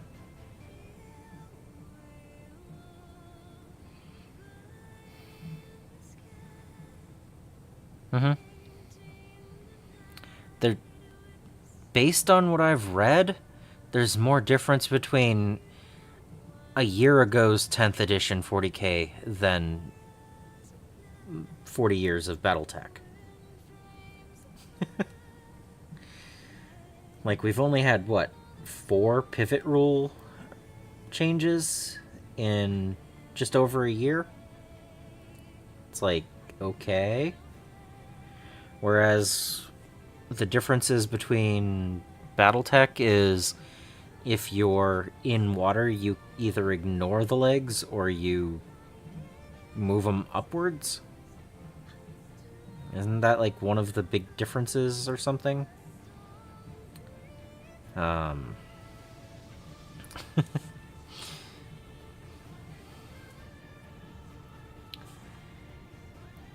I have that. I haven't done that area.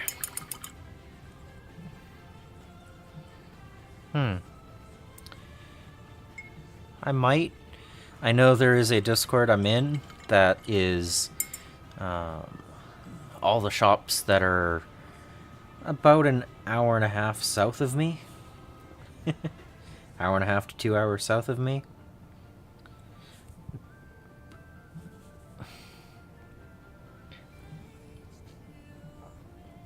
Yeah, okay. Heat sinks and feet as well. Yeah, okay.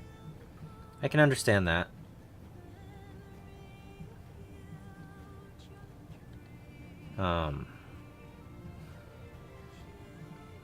But yeah, they seem like a decent group on the Discord, so I will probably be playing against them in the future. Just first game is the local game shop before I travel that far. Scheduling and all that stuff, and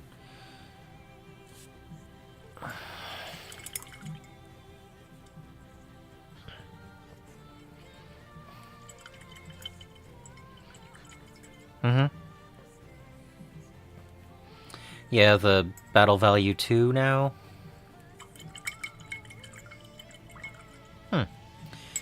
Well, there's not much north of me in the state, so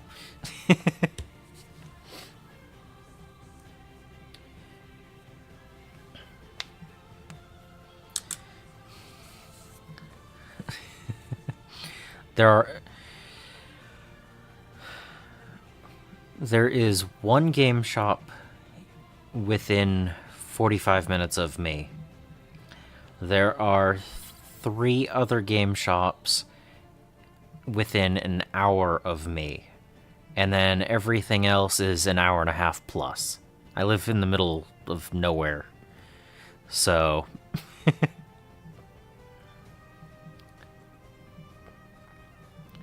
but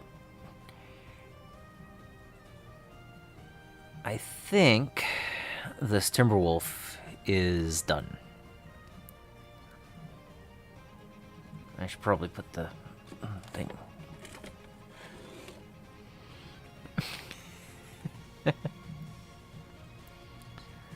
But yeah, I think that is a really cool Timberwolf.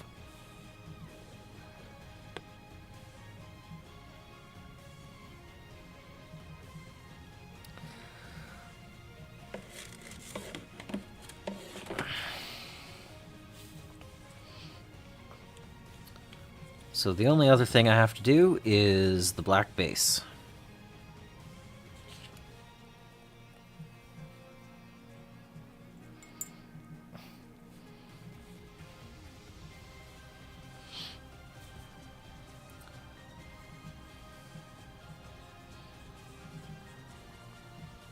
Yeah, that's Mega Mech, right?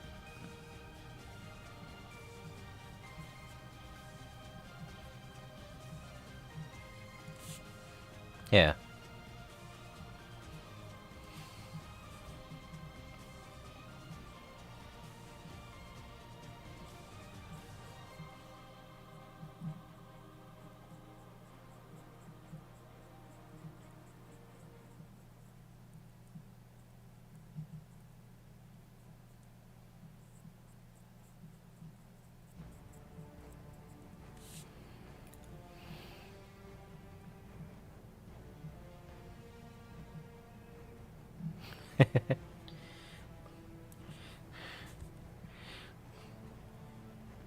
I am about an hour and a half to 2 hours north of Atlanta. So I am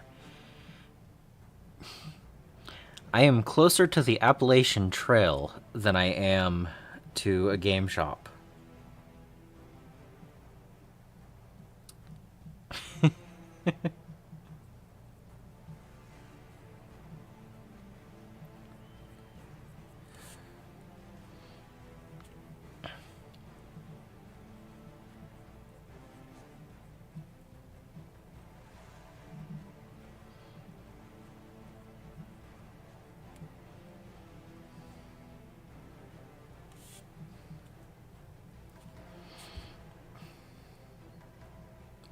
Oh, minis at a Goodwill would be amazing.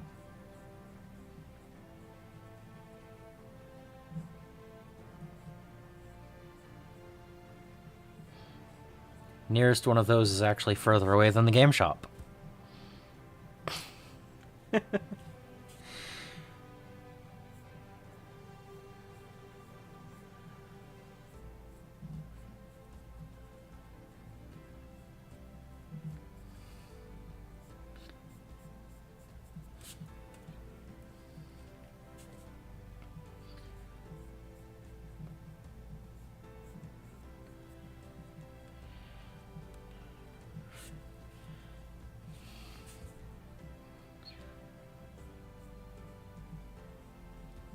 It can be really nice here. There's a lot of tourism about this time of year.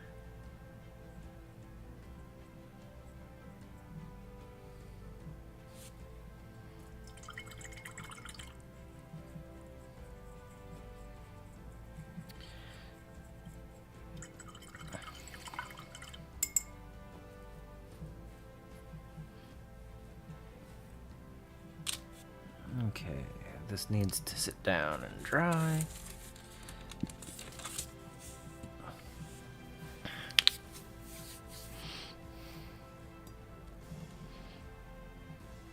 Yep.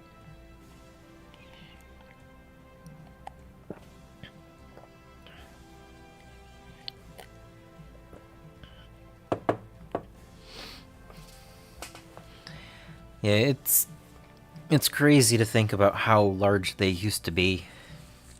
How long it takes to get to where they are.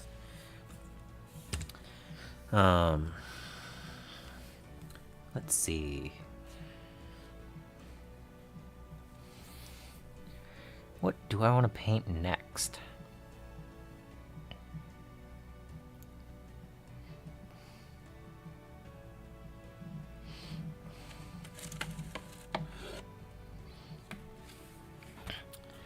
Time for some dry brushing.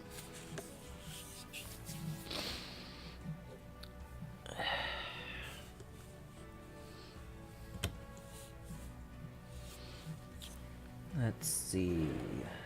I need... Where's the medium gray?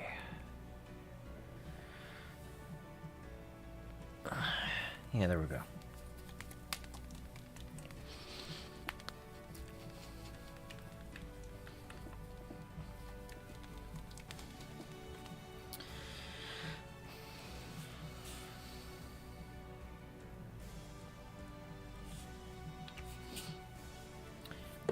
This might be too bright, but I can always dull down a paint job later on.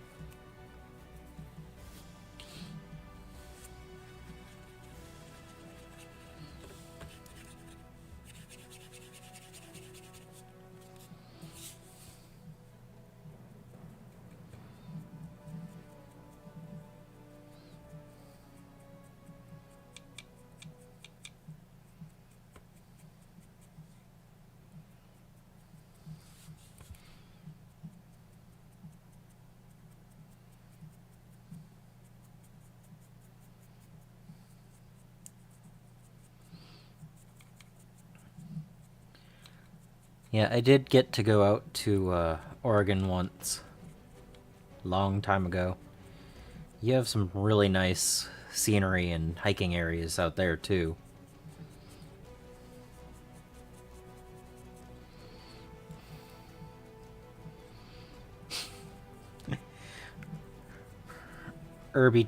Teenage Mutant Ninja Turtles would be hilarious.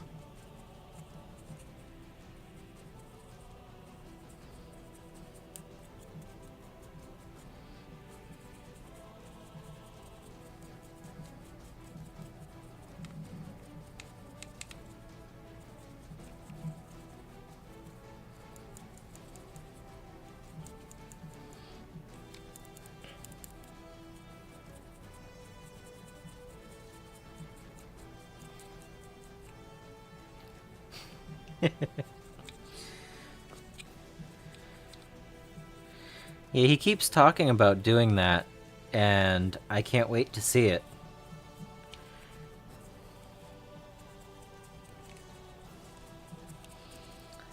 I mean, it's what, one box of models?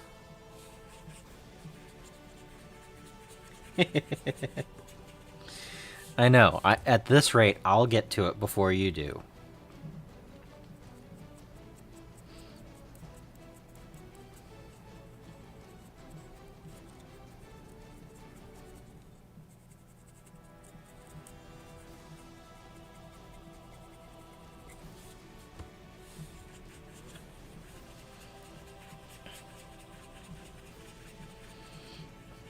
So yeah, these are going to be painted up as Wolf's Dragoons, so I'm going to start with this fairly light dry brushing. Color-wise, not the... I'm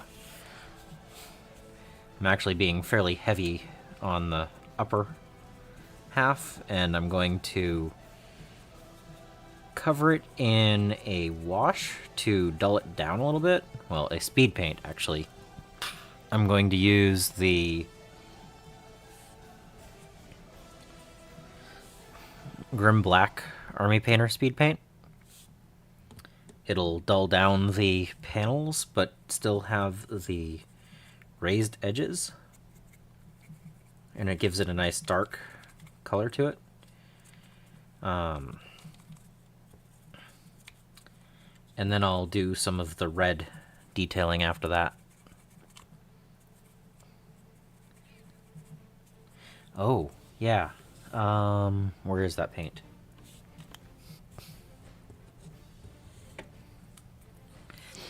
I bought this to paint one of my... Come on, focus. Focus. There we go. I bought this to paint one of my proliferation cycle mechs, and I will be painting more mechs with this. This is a nice color.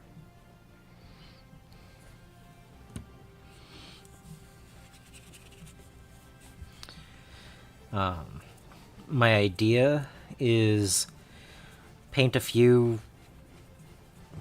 I don't know, 2 dozen, 3 dozen mechs in whatever color scheme makes me feel right with them. And then I will paint up a couple of lances based on some of my favorite options there. And stars, because I already have a star in Snow Raven colors. It's like multiple blue camo colors. And then from there, I might go to some companies of certain colors. But with where I'm at right now, I'm still trying out a whole bunch of different colors because painting a bunch of different patterns is nice. Oh, there's nothing wrong with that.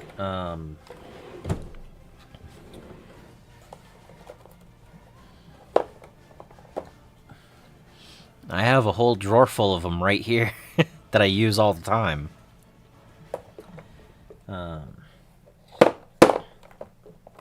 But I purchased that purple, the magenta, intentionally for that.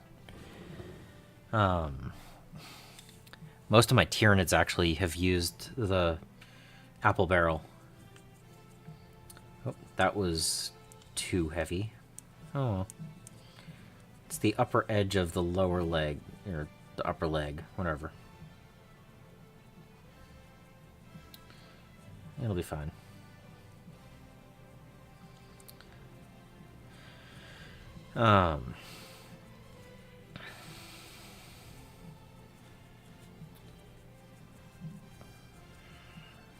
Oh yeah. So from there, I'll go and build out a couple of companies, and I might eventually have a battalion of a certain color. But getting a bunch of lances painted up and maybe a couple of companies, I think will be plenty, and have a nice selection to play with instead of just one color. So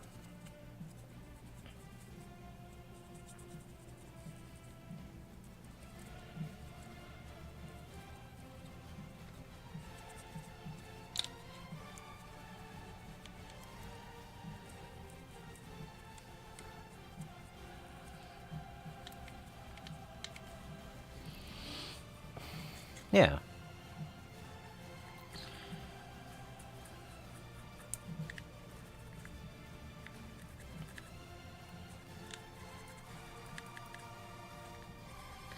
So since I ended up with, between all of the purchases I did, I ended up with 3 of the Wolf's Dragoons boxes.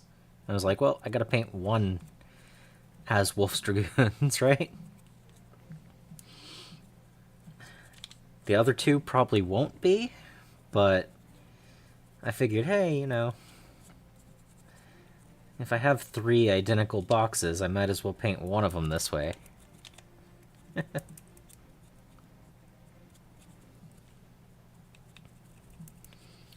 So, he might look really... Whoa. White balance, where are you? Okay. I mean, his upper legs are definitely brighter than I was originally intending, but that'll get dulled down. But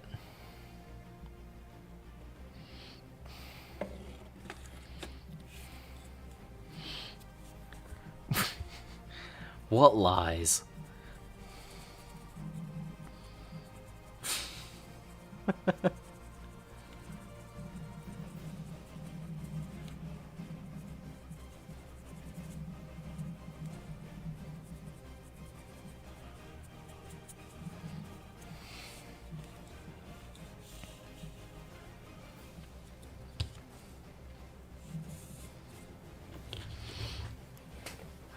What lies?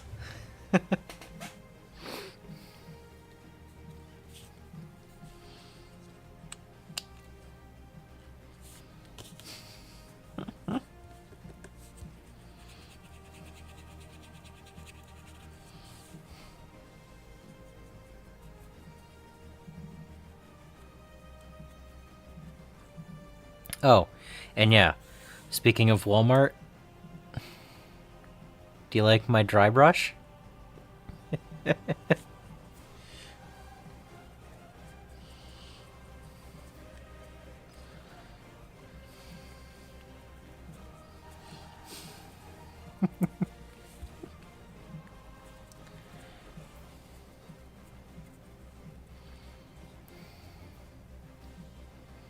Oh, okay.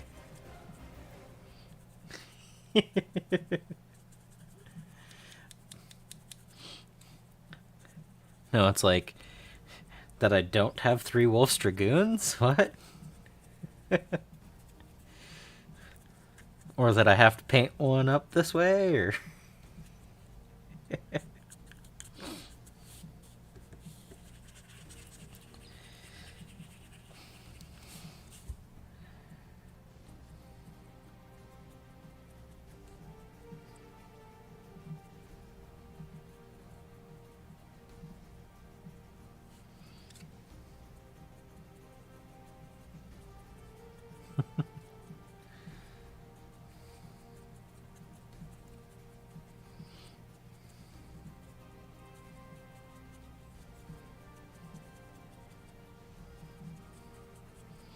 I'm still gonna have to decide on what metal color I'm gonna go with on here.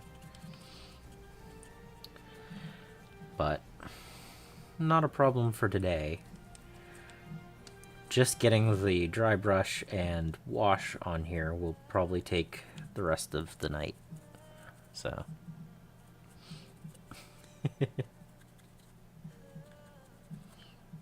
yeah, basically. Okay.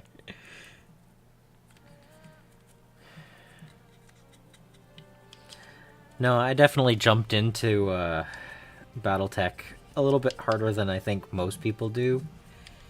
Or at least as much as is necessary. But yellow hazard stripes? I could do that, possibly. Not on Wolf's Dragoons, I don't think so, but I could do some yellows. I could do some hazard stripes on a couple of mechs. That could be cool. As soon as I get a king crab, that'll definitely be done. So... But instead of buying a Battle Force box of, say, Imperial Agents or something, I was like, I'll just take that and I'll go into a different game. And Battletech was it. And so for the cost of, 3 units, I got multiple armies worth of mechs, which felt nice.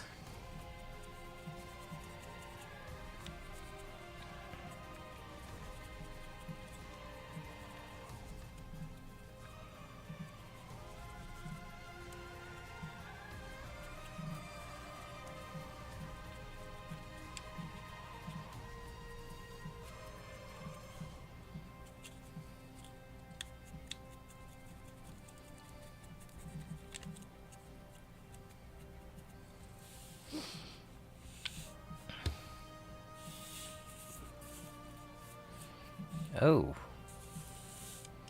Focus. Color? Fix? Focus? Come on.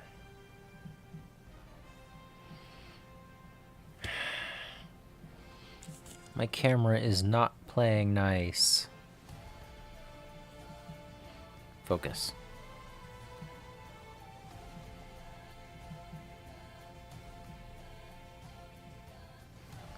Oh, yeah. That's definitely cool. Camera. Let me see if I can fix that.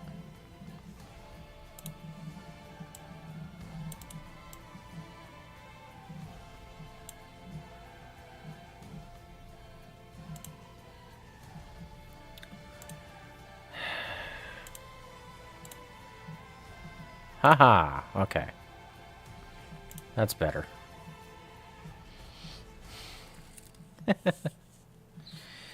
Alright.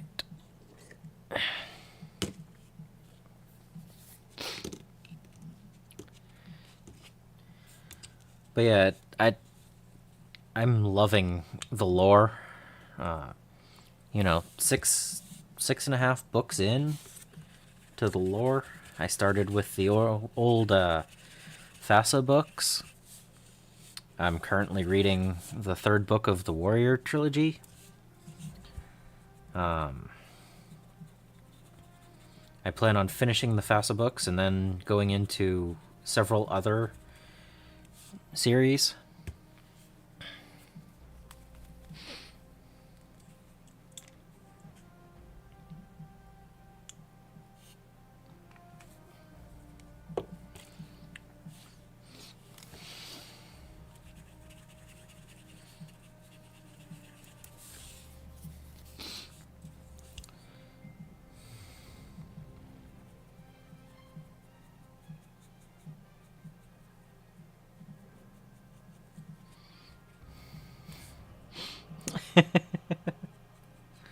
Yeah.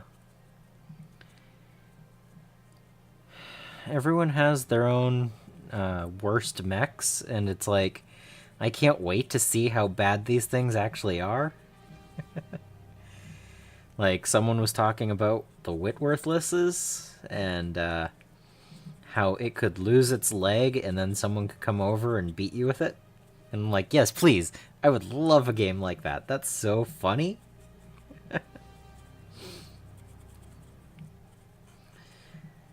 And then one of my 5 first mechs that I owned were metal, and, well, all 5 were metal. But in there was a Mauler, and it's like, no, that's also one of the worst mechs, and it's like, okay, cool, if you say so.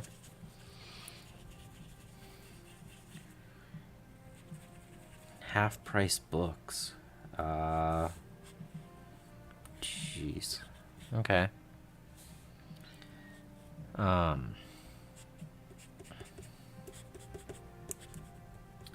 Too much paint. Okay. But I'm like, I want to see how the Rifleman plays out. I want to see how the Mauler plays out. I would love a funny game where, say, maybe I DFA with a Whitworth just to see its leg fall off.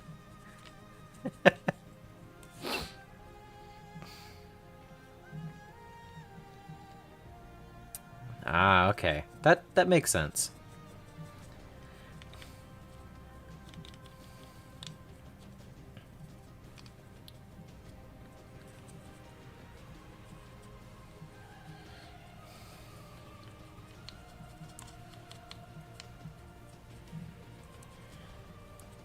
But yeah, it's just the idea of, I think it would be hilarious for those stories, you know? That's what I'm looking for. They're giant mechs. I might as well have fun while I'm playing, right?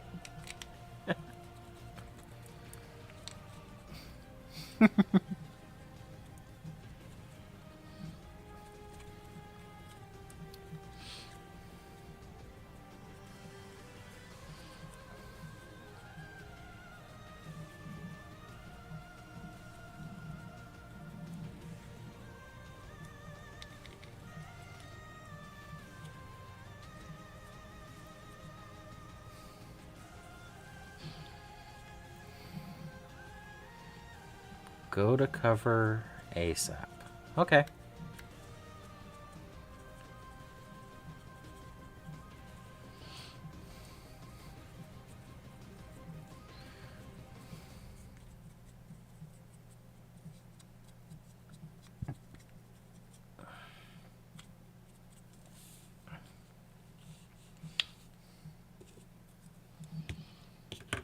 I need more tea.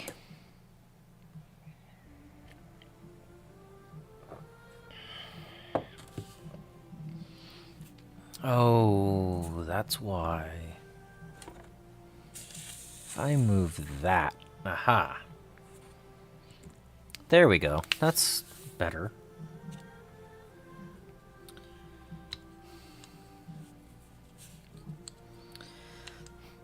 But yeah, see, I love hearing about, you know, take cover, protect the legs.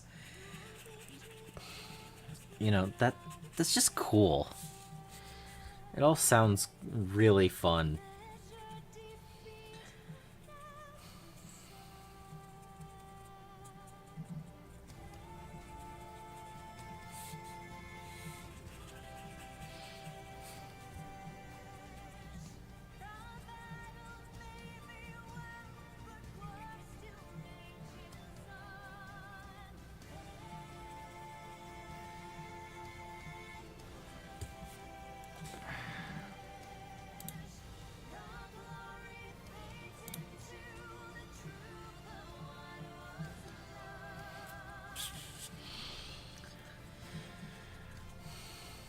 But yeah, I'm really looking forward to getting some games in, and I don't know, I might even try to do a narrative campaign on my own. I don't know. I mean, I don't know.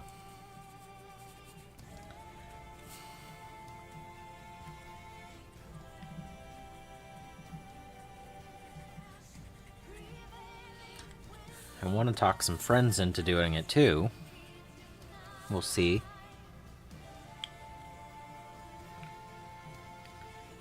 But I'm expecting to be the one that has to provide all of the things in something like that, so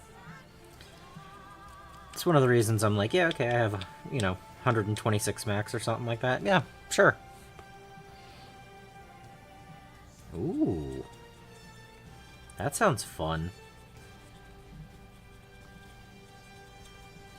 I do have a D&D group, so once the campaign is over, maybe I can get them to do a narrative in this world.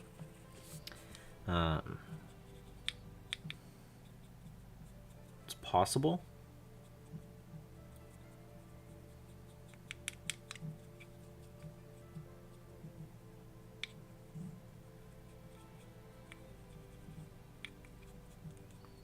Man, that is so heavy. I didn't wipe enough of that off.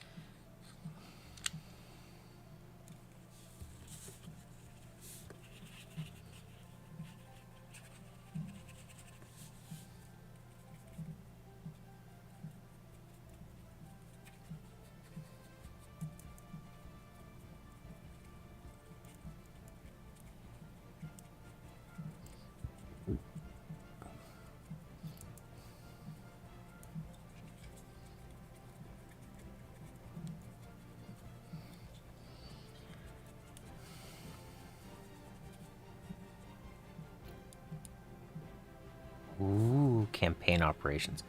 Will do. I have the, what is it, Total Warfare book? Along with the rules that came in Game of Armored Combat and Clan Invasion.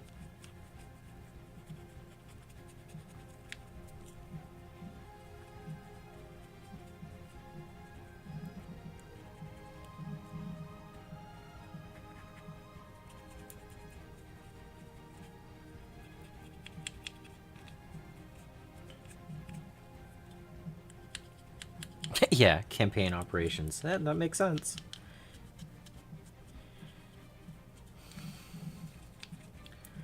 Um,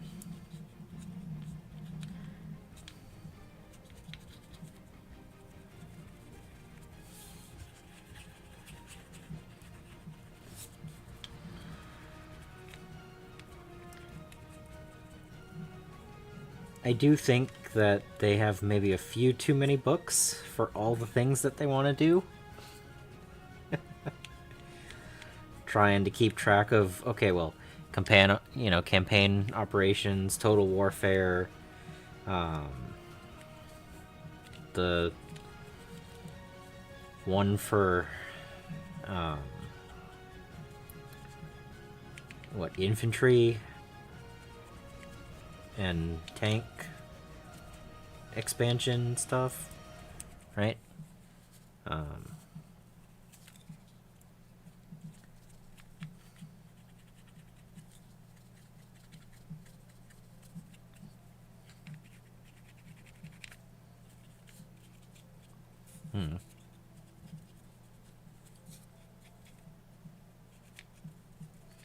I guess it's still not like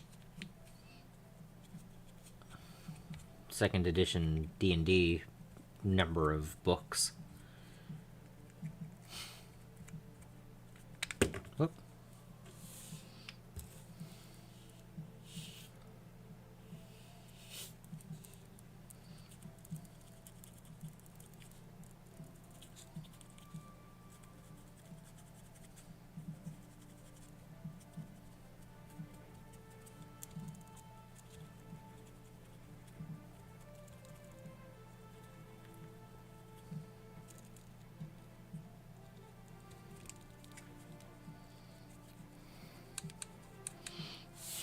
Yeah. I mean, it looks like if I have the Total Warfare and the stuff that's just in the book, it should be fine. Yeah.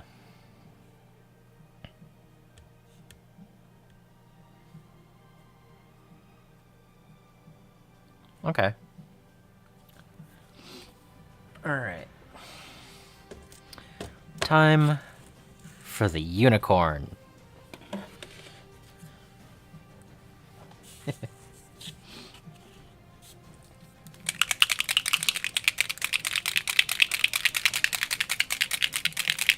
Where's... Oh, there it is.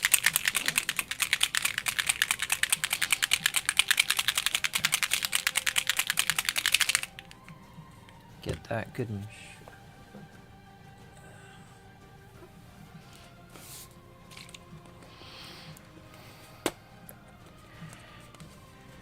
Yeah.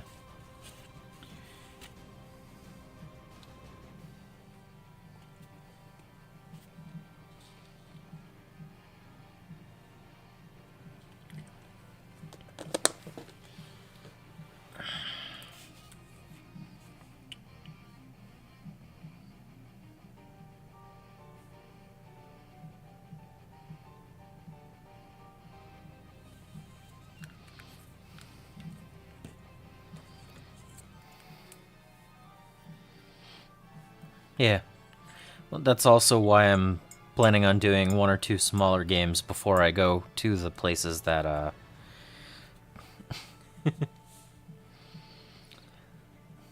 that play on a regular basis. I just figured, if I talk to someone I've already played,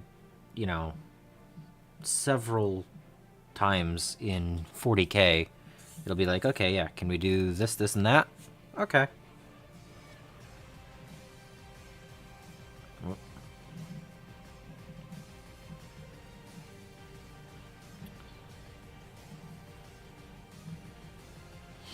I don't think that's dark enough.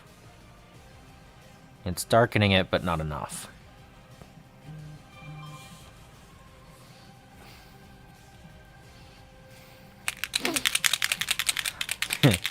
You dare refuse my...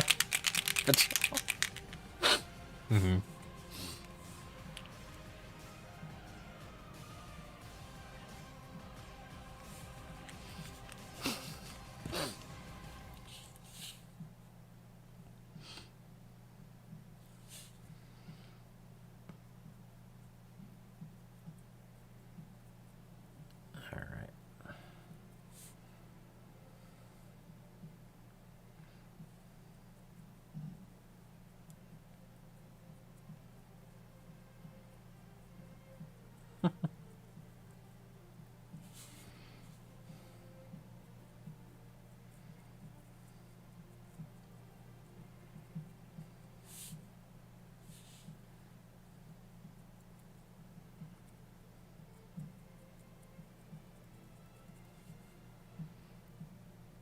I think I put too much water in that this time.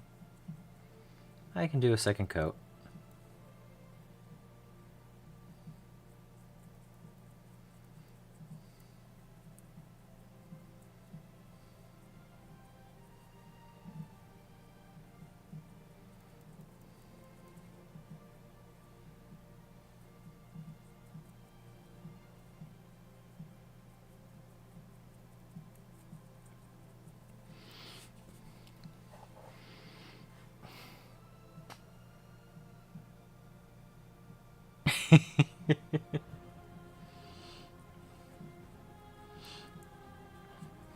Yeah, the joke of being in a Nova and going, I can beat you with one arm.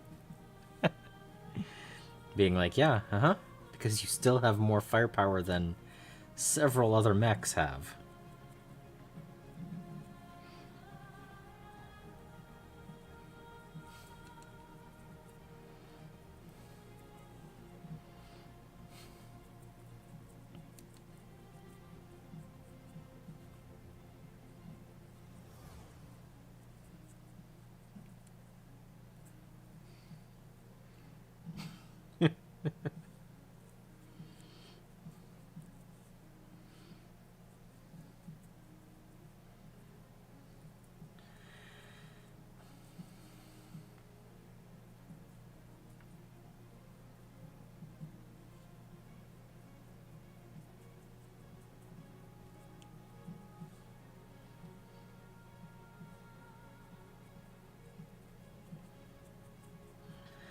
But yeah, I mean, for only having 2 months of experience with this stuff, it's so hilarious to, you know, all the mechs that I've painted up already, all the battle reports I've watched. all the books I've read. It just feels good. Ooh, yeah, okay. Torso weapons, yeah.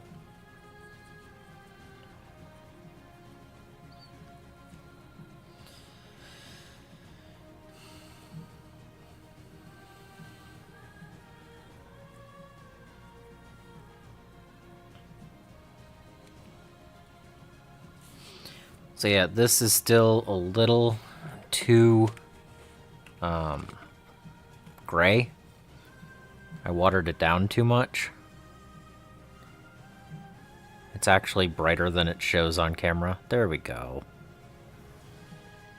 A lot of the gray is still showing through, so I'll probably do a second pass on these guys because I watered it down too much. But that's how I go from black primer up and then back down.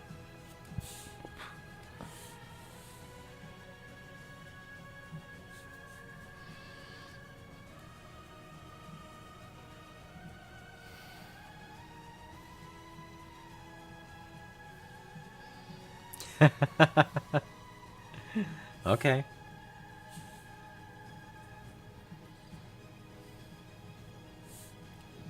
What are good zombie mechs and why? Okay.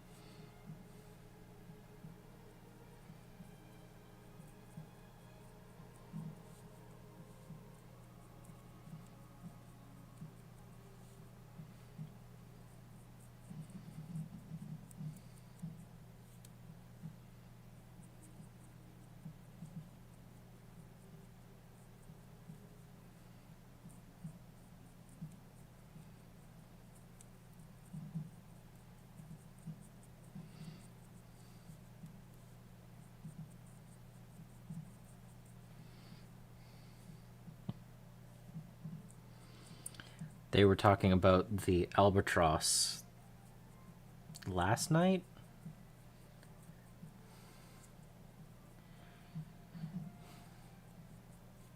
So that was pretty cool.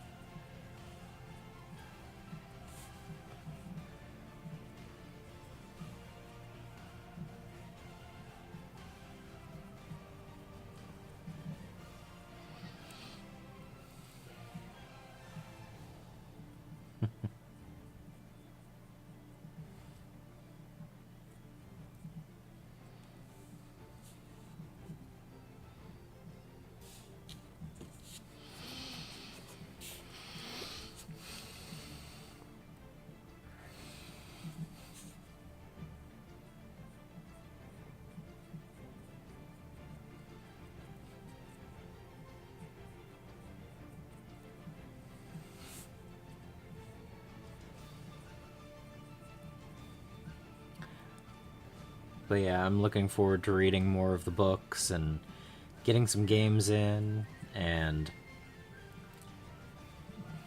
possibly getting that Mercenaries box once it comes out.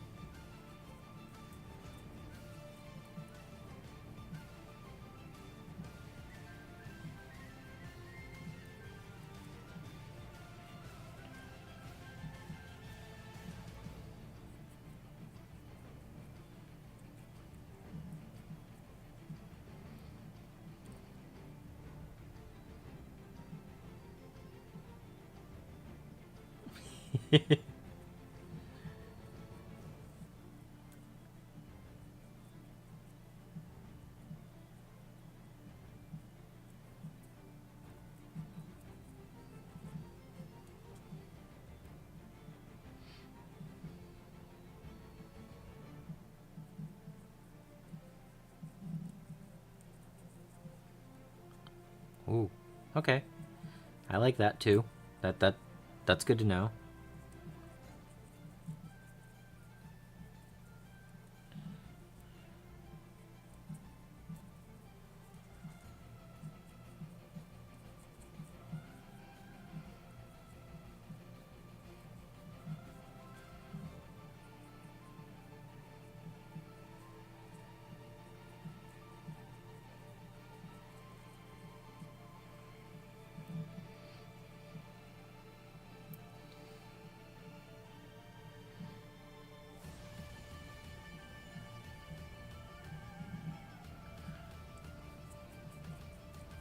Um,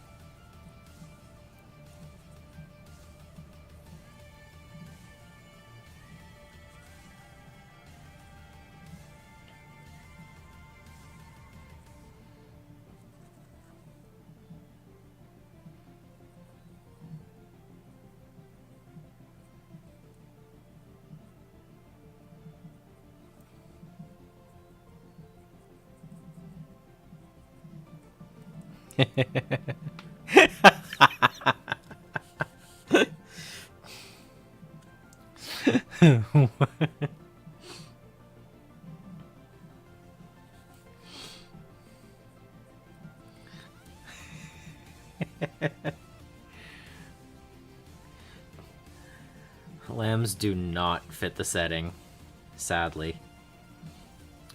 Um, they tried.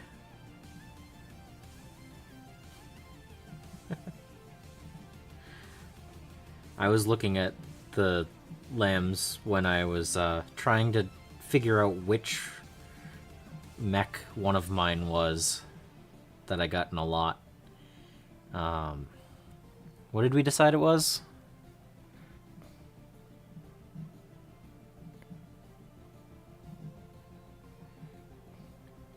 Mustache, what did we decide that one was that was missing the dorsal gun that I did find?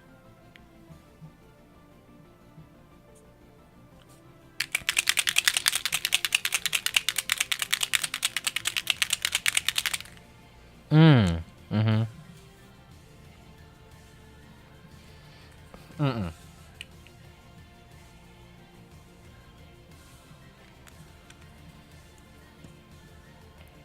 No, it wasn't the flea. Um,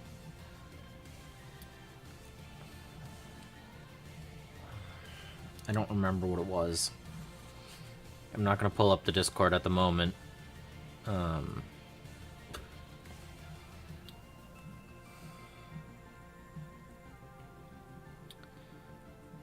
Oh wait, I shouldn't have to pull up the Discord.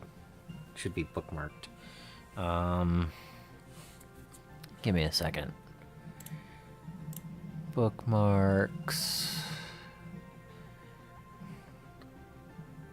Osprey. It was the Osprey.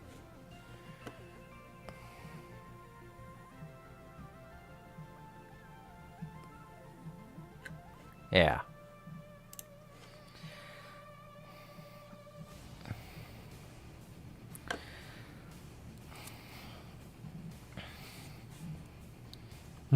Okay. So, what you're saying is show up and immediately ask about those. Not really. I can understand why sentient aliens would not fit in a universe that's not quite necessary to have that.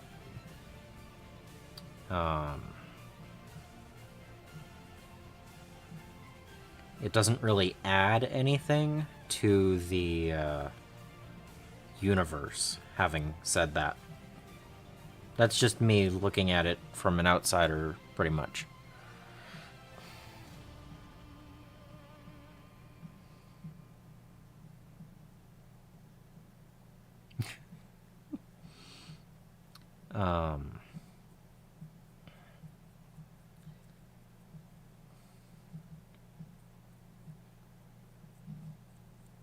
Like I've written several books, not published, but I've written several books, and I understand adding things that are not actually necessary to the storyline can muddy the waters. So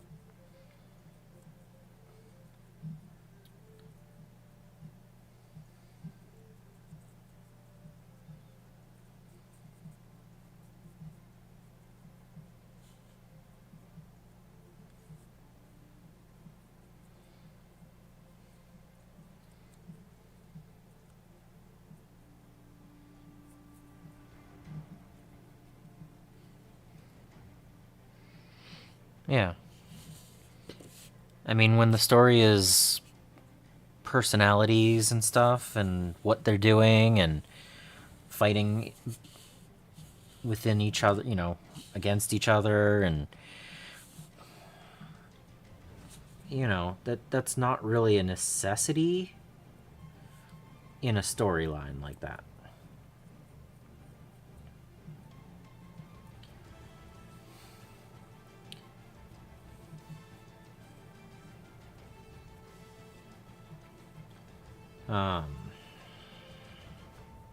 Let's see. Yeah. I my DM was very open with what we could play in our campaign, and magic was a big thing, and I am playing a giant badger that is fey touched. Intelligence 20 and wizard. But giant badger that talks. Yeah. But that's D&D, not, we also had a what was it? Tabaxi and a well, it was pretty much a menagerie of animals. It was funny because it was on theme for the whole party to be animals. So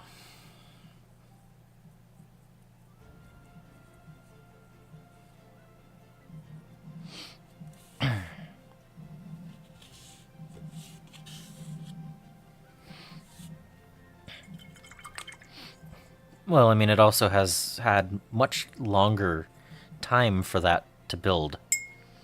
Like, Game of Thrones came out of one person. Not fast enough. Alright,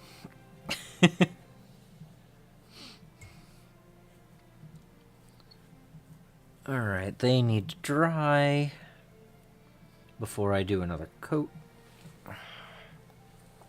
But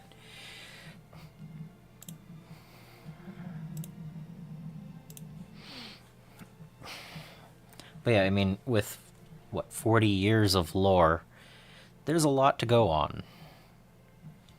So I can totally understand, having a pretty heavy duty amount of lore to read and explore. And, like, so far out of the 6 and a bit books that I've read, one faction's barely there. Two other factions are written as bad guys, which I guess isn't a problem if it doesn't continue that way forever.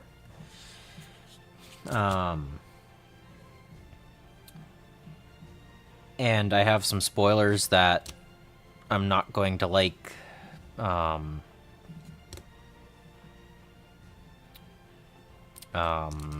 What's the best way to say it without spoiling? The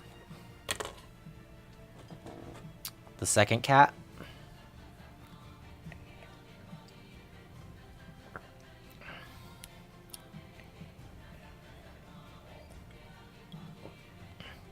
Yeah, that happened in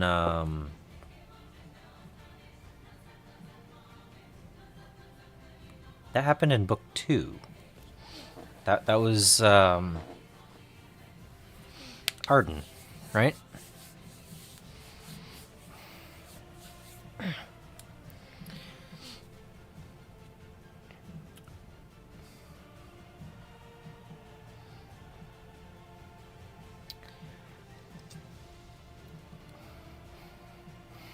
But yeah, that didn't darken anywhere near as much as I wanted it to. Oh well.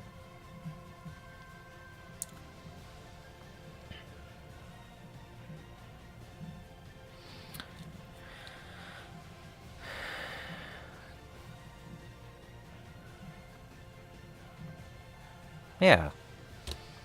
I like that. Like, I don't want to just like this group and not like that group and that's it. There's way more to it than that. And I know that it gets that way.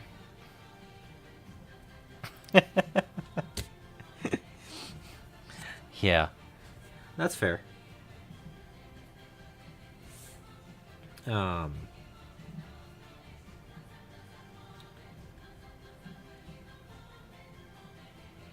Well, like I said, I heard that I'm probably not going to like the second cat.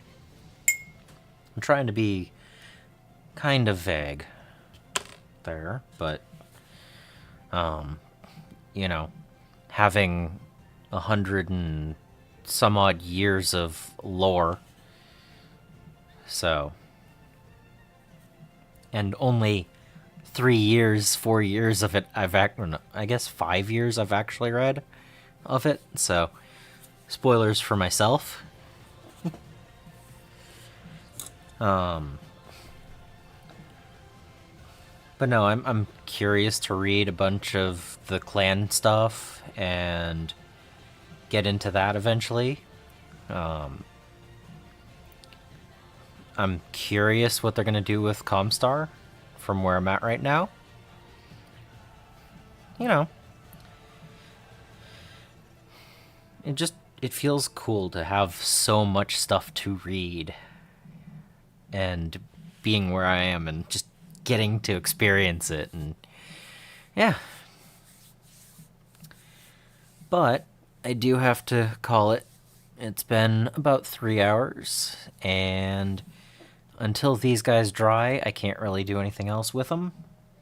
And I'm going to have to do a second coat after that. So, but I hope you enjoyed. I hope you show up again. I do Twitch on Tuesdays at 7 p.m. Eastern, and YouTube at 7 p.m. Eastern on Fridays. I do a video once every 2 weeks, not always about Battletech, but the last one was. And I do occasionally go on Twitch outside of those hours when I have the urge to paint something.